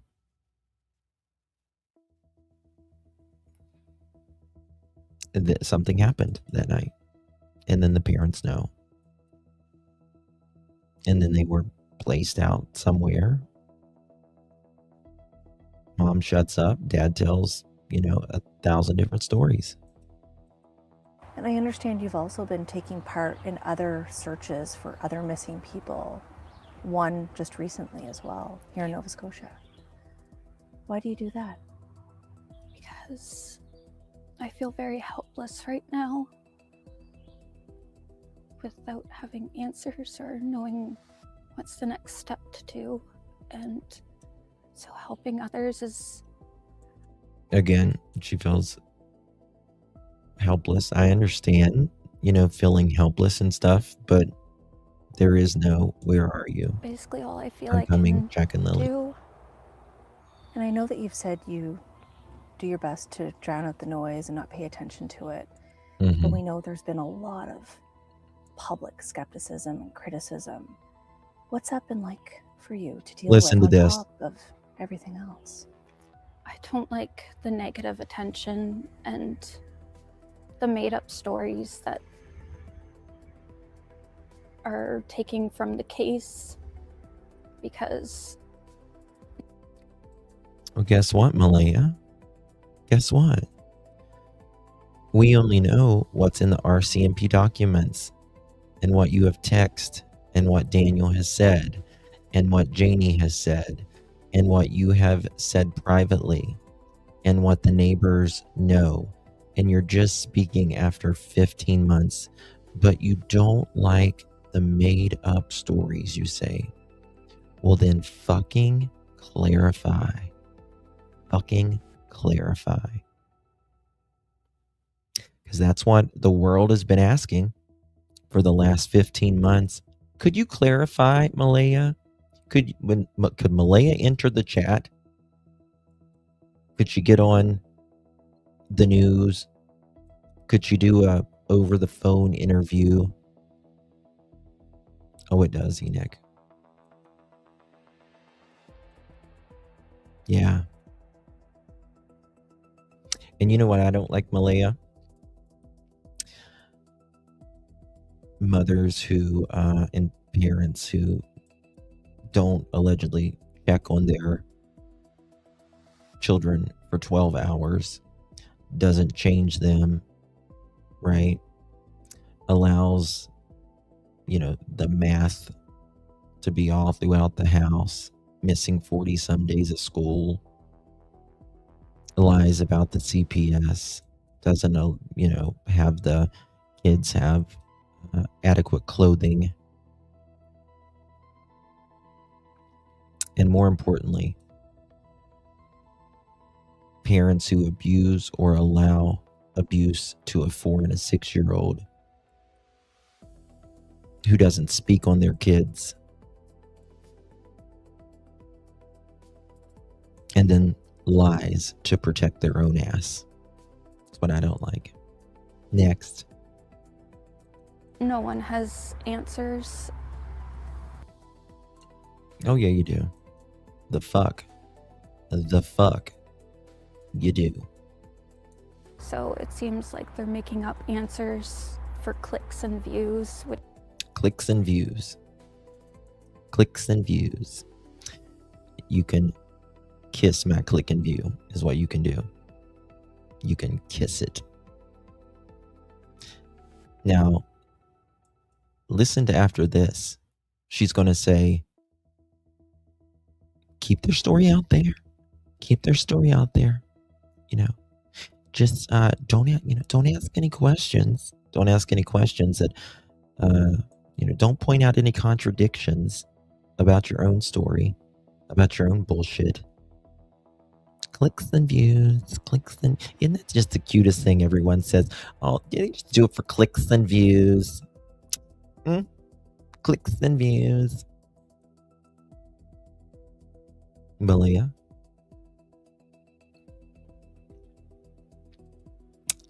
You watch me, I know you do. You know that I've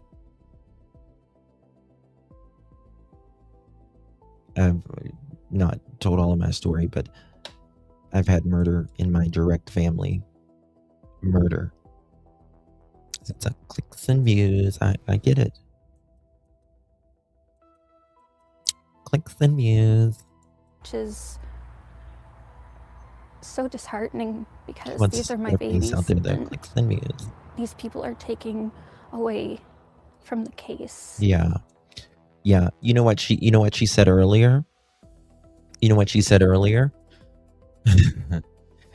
She's so full of shit. She said earlier, well, the RCMP told me to not really talk or anything because, it could hurt Jack and Lily's case. It could hurt Jack and Lily's case. Right?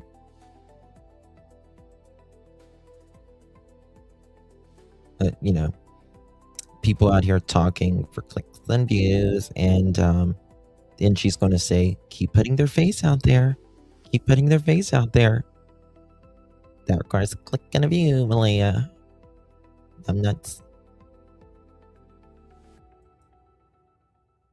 Not taking a damn thing away. Not taking a damn thing away. In fact, Malehya, if you're watching right now, which you're too big of a puss to come in the chat probably, but you could come up here right now and I would drop my attitude. I would drop it. And I would ask you basic questions about things you've said and discrepancies therein as well. Of course she won't. Right? Of course she won't. Because it's not about Jack and Lilly for her. Again, it's not that she doesn't love Jack and Lilly, but what's happened to Jack and Lilly, in my opinion, she thinks has happened to Jack and Lilly, and therefore, she doesn't want to go to prison. Yeah, Alicia, exactly. And causing distractions. And I don't know whether it's purposely or unintentionally, but it's not okay. Yeah. These are my babies and they need to come home. You're not going to find them? And how are you doing You're not now gonna stop? compared to even a year ago?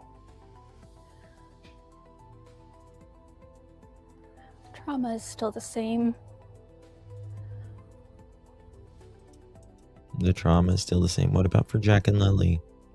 A 4 and a 6-year-old who you say is alive, and they're out there together, as you said, and in a good place, right? But it wouldn't be traumatic for them to, just be taken away from their mom and their sibling one day, would it? But we're talking about your trauma, right? It's about you. Forgot. Let's get on that. I can't sleep without my medication. So Girl, me either. Don't worry about it. Got you on that one. it's extremely hard.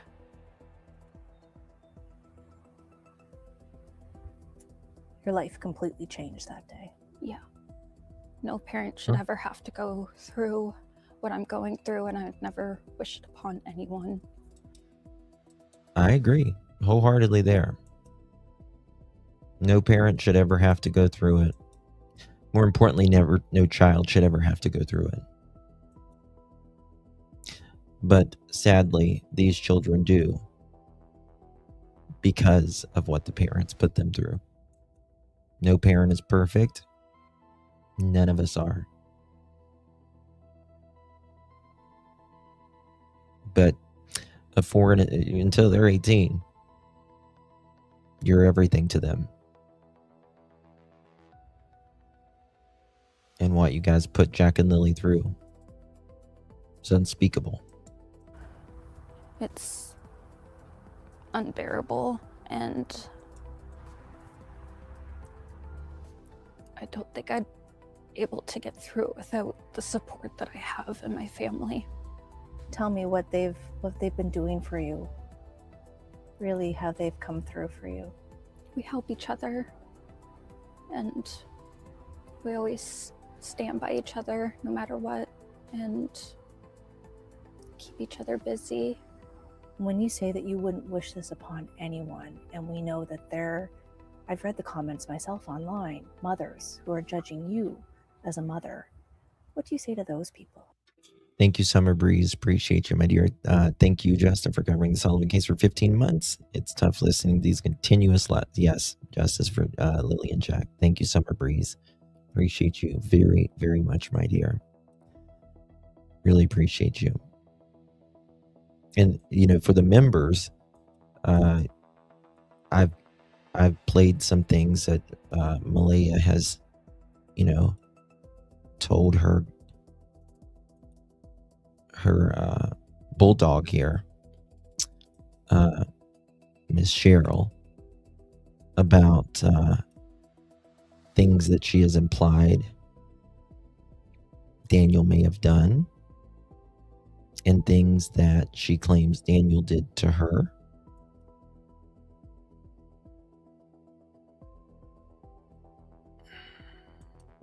That's unspeakable on a public live. Unspeakable.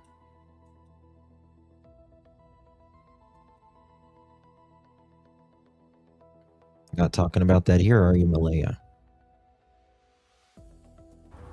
Listen to this. One, and we know that I've read the comments myself online, mothers who are judging you as a mother. What do you say to those people? Say word to the mothers, the real mothers.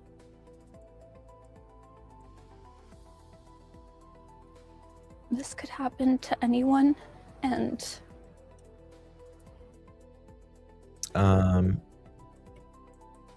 sure. DV can happen to anyone, and again, I feel sympathy there for Malehya in that aspect. But addiction can happen. I get that. However, the black eyes and the 40-some days of school missed and the toxicity, the clothing, not proper clothing and stuff. Malehya, you made a lot of money per month. A lot. Just you, not including Daniel's income. Y'all didn't have a fucking bill to pay. You didn't have rent. You didn't have a car payment. You didn't have shit. Those kids could have been dressed to the nines. I mean, you got, you know, parents out here that, you know, working 2 jobs, working our asses off, have car payments, insurance, utilities, right? Health insurance, all of that. You didn't have a damn thing. You had all that taken care of for you. I think you paid electric. That's it. That's it. And your cell phone bill. You couldn't even buy him a clean fucking coat. Thank you, Charlotte. Appreciate you, dear. Thank you so much, honey. Really do appreciate you. It's beyond. It's beyond.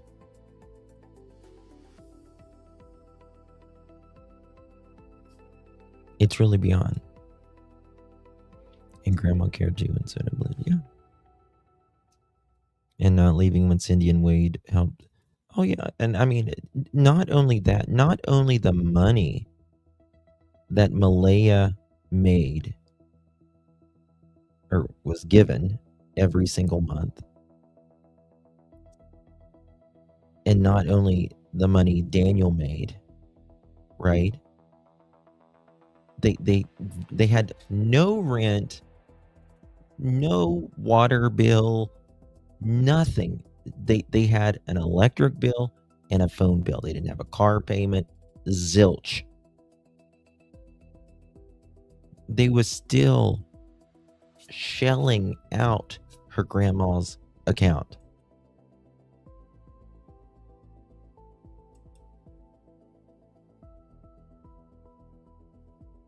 Bitch, I was late for my live today. I was in traffic from work. That's what I was telling you. I mean, like, bitch, you have no idea what a day's work is. I'm fucking tired. You know what I mean? But damn, come on, girl. Most of us, I mean, you got single moms, single dads out here busting their fucking ass, trying to get by. It's just crazy to me. Thank you, Greena. Appreciate you, my dear. Good to see you. Thank you so much. Oh, thank you, Magdalena, for your blood pressure. I took my lisinopril as soon as I sat down for my live stream. I always have to take it for this case because it gets me pumped because they're just lying. Thank you, Magdalena. Appreciate you, babe. It's bad. It's so bad. So, thank you, Gina. Thank you so much, honey. Appreciate you. Welcome to the Pearl family. Really do appreciate your love. Thank you so much. Thousands of Canadians scam the system and their kids suffer. Seen a lot. Well, so did they. Because, you know, Malehya is, I forget what they call it in Canada. We call them Native Americans here, but what's the word there?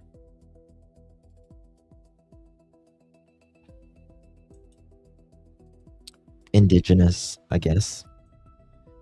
So she made more money per month with that. And First National. Thank you.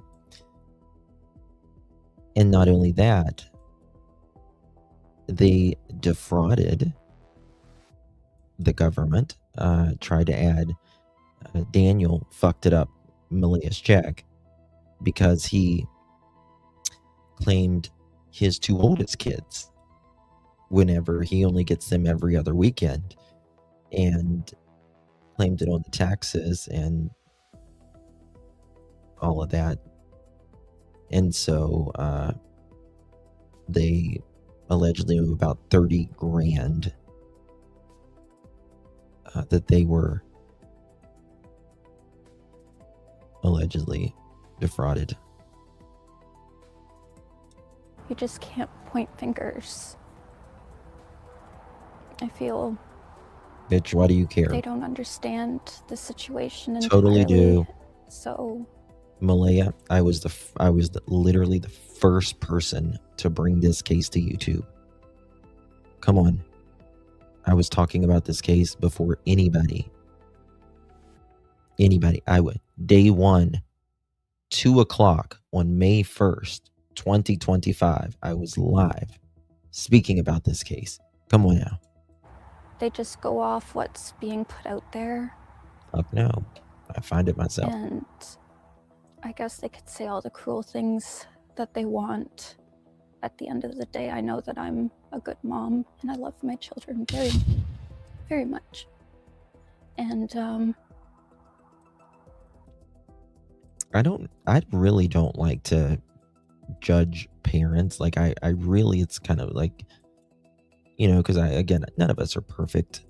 Nobody's perfect. We all fail. We all suck sometimes. It's just the way it is. But then there's just gross neglect. There's just gross neglect and failing,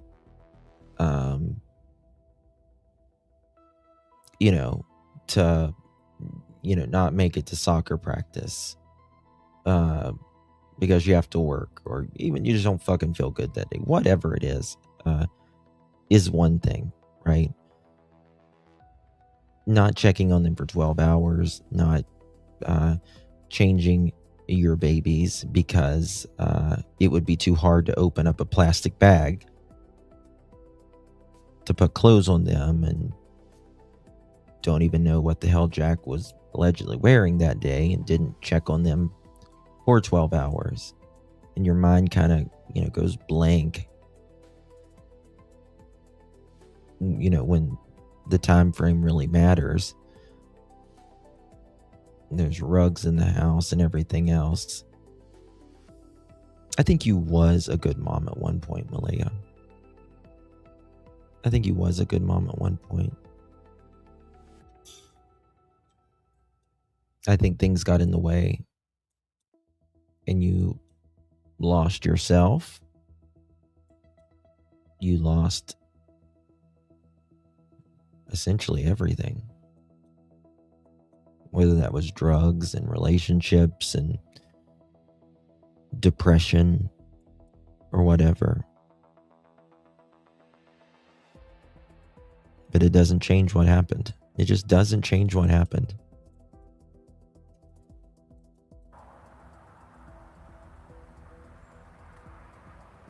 I'd give anything to just hold them right now. I agree. I bet you would. I wish you could. I do. Malehya, what would you like the public to know? If there was anything you could say. It's all about her to her, though. Continue keeping my children's faces out there. Keep Jack and Lily's faces out there, right? Like she says, but that requires clicks and views. Malehya, I hate to tell you. You don't make any fucking sense, lady. Clicks and views. Many infamous killers have rationalized their actions by claiming to be a good person. Well, exactly, Susie Q. They have to. Malehya has to think that for survival, essentially. It's too painful to think, oh, fuck, I've got to really own up here. I was really shitty, parent for the last year or since I had Meadow or whatever it is. But here's the thing that you will not see. Hello, Jen. Good to see you. Here's the thing you will not see with Daniel or Malehya or Janie. Accountability. They have no sense of accountability. I am too, Joyous. So bad. And you guys know, the majority of my live streams, I've ridden Daniel's ass.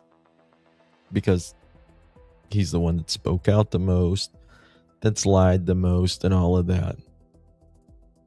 Well, that's lied publicly the most.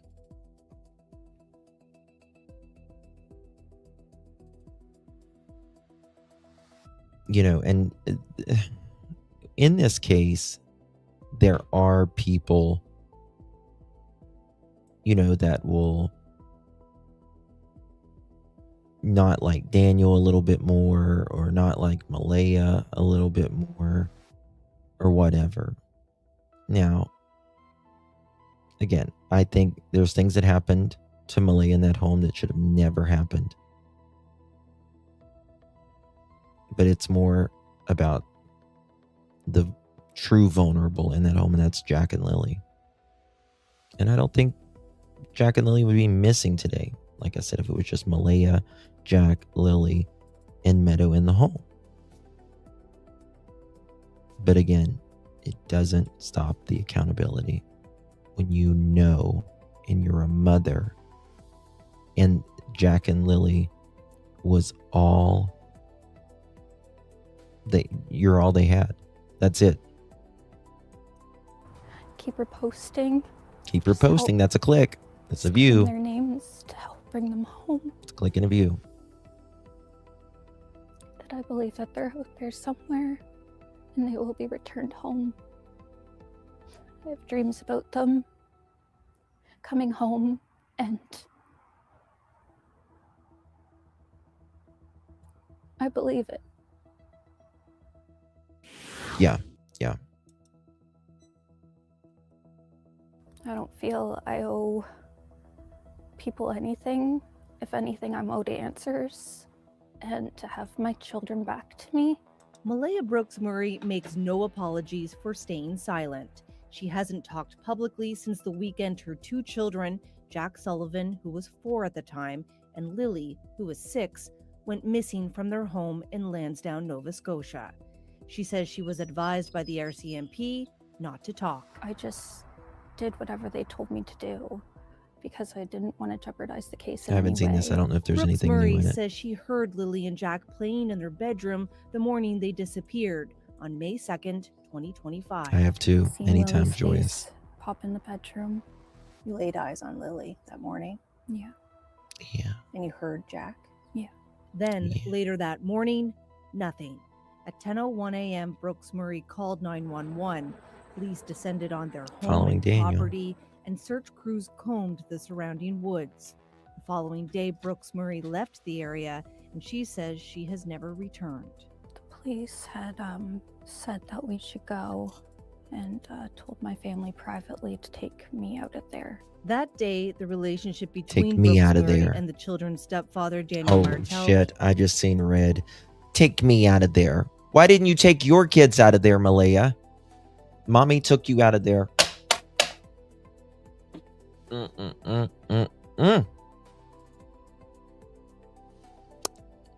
Take me out of there. Well, you didn't take Jack and Lilly out of there. You didn't take Meadow out of there.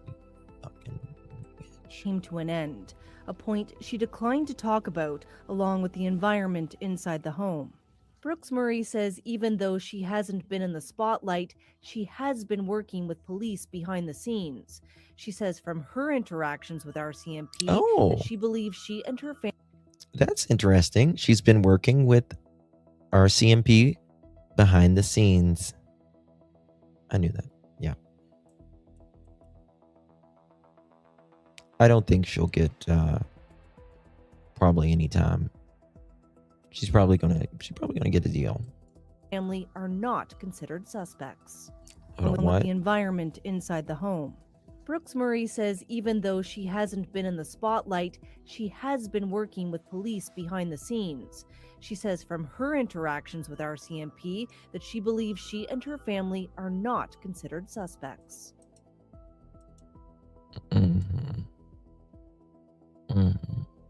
It might be because you got a deal, bish. A bullshit? Did you have anything to do with the disappearance of Jack and Lilly? No. A bullshit? What happened to them? The only thing I can assume is someone took them, but for what reason, I don't know. RCMP have always maintained this was not an abduction, and no suspects have been... RCMP has always remained this is not an abduction. That's right. So why are you saying someone took them? Again, RCMP saying this is not an abduction. They don't believe the kids are alive. Nobody took them, right? Where does that leave us? They say that they don't have any evidence that they walked off in the woods. Daniel and May. named in the disappearance. And no suspects have been named in the disappearance. I continue to get the same update over and over, and I keep asking for new avenues, and they keep saying we're working on it, and I just don't feel like that's enough. RCMP declined an interview, saying the investigation into the disappearance of Lilly and Jack Sullivan remains a priority for the Nova Scotia RCMP. and many of the investigative steps being taken and the progress being made can't be shared publicly. Birthday cards that are unopened, waiting for them for when they come home. Brooks-Murray continues to buy her son and daughter gifts for every occasion, including birthdays and holidays, pairing new items with the old. At the end of the day, I know that I'm a good mom and I love my children very, very much. And I'd give anything to just hold them right now. She feels Lilly and Jack are still alive, and for now, she keeps waiting and hoping for answers.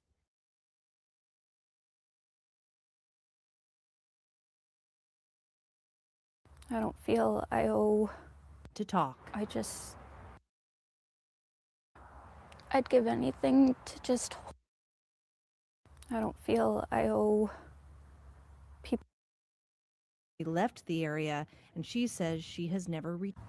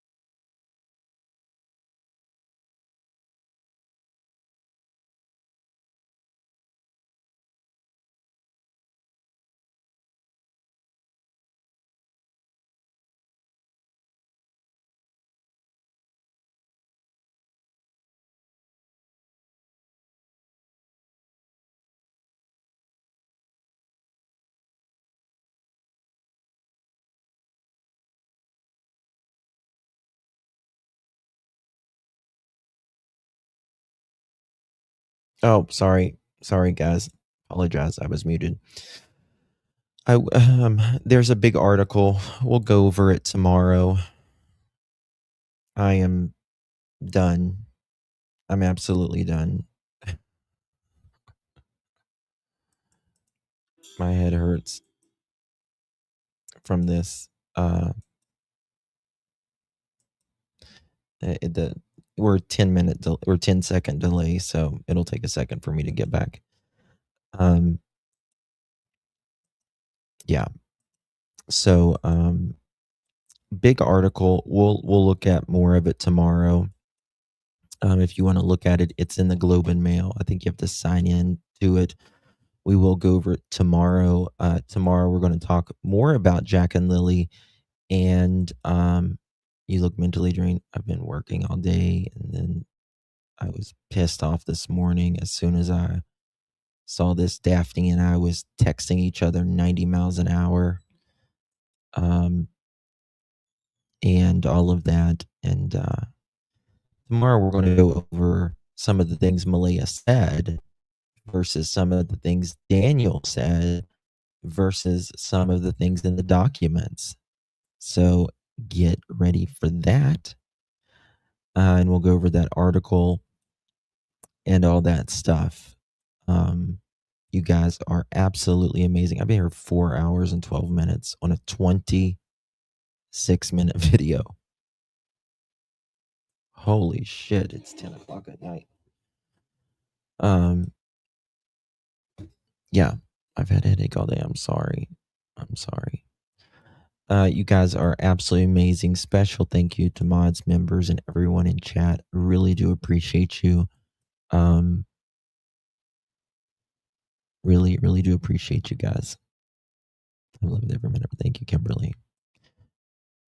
I might see if Miss Belinda can join me tomorrow to talk about some of this, or sometimes maybe this week. I am glad, Malehya, as hard as I am on you, thank you for speaking on Jack and Lilly. It shouldn't be strangers 24/7. Okay? Even though we don't feel like strangers to Jack and Lilly, it shouldn't be us for just clicks and views, you know. Anywho, Thank you guys. You guys are awesome. I really do appreciate your time. I know it's late in Nova Scotia right now. If you're in Nova Scotia, thank you for hanging out extra late for me. Thank you, Angie. Appreciate you very much. All right, everyone, get some rest. Special thank you to everyone. Good night, everyone. God bless. Take good care of yourselves. You only get so many trips around the sun. Hug your loved ones. Treat them right. They might annoy the shit out of you sometimes, but they're all you got. Love you guys. Good night.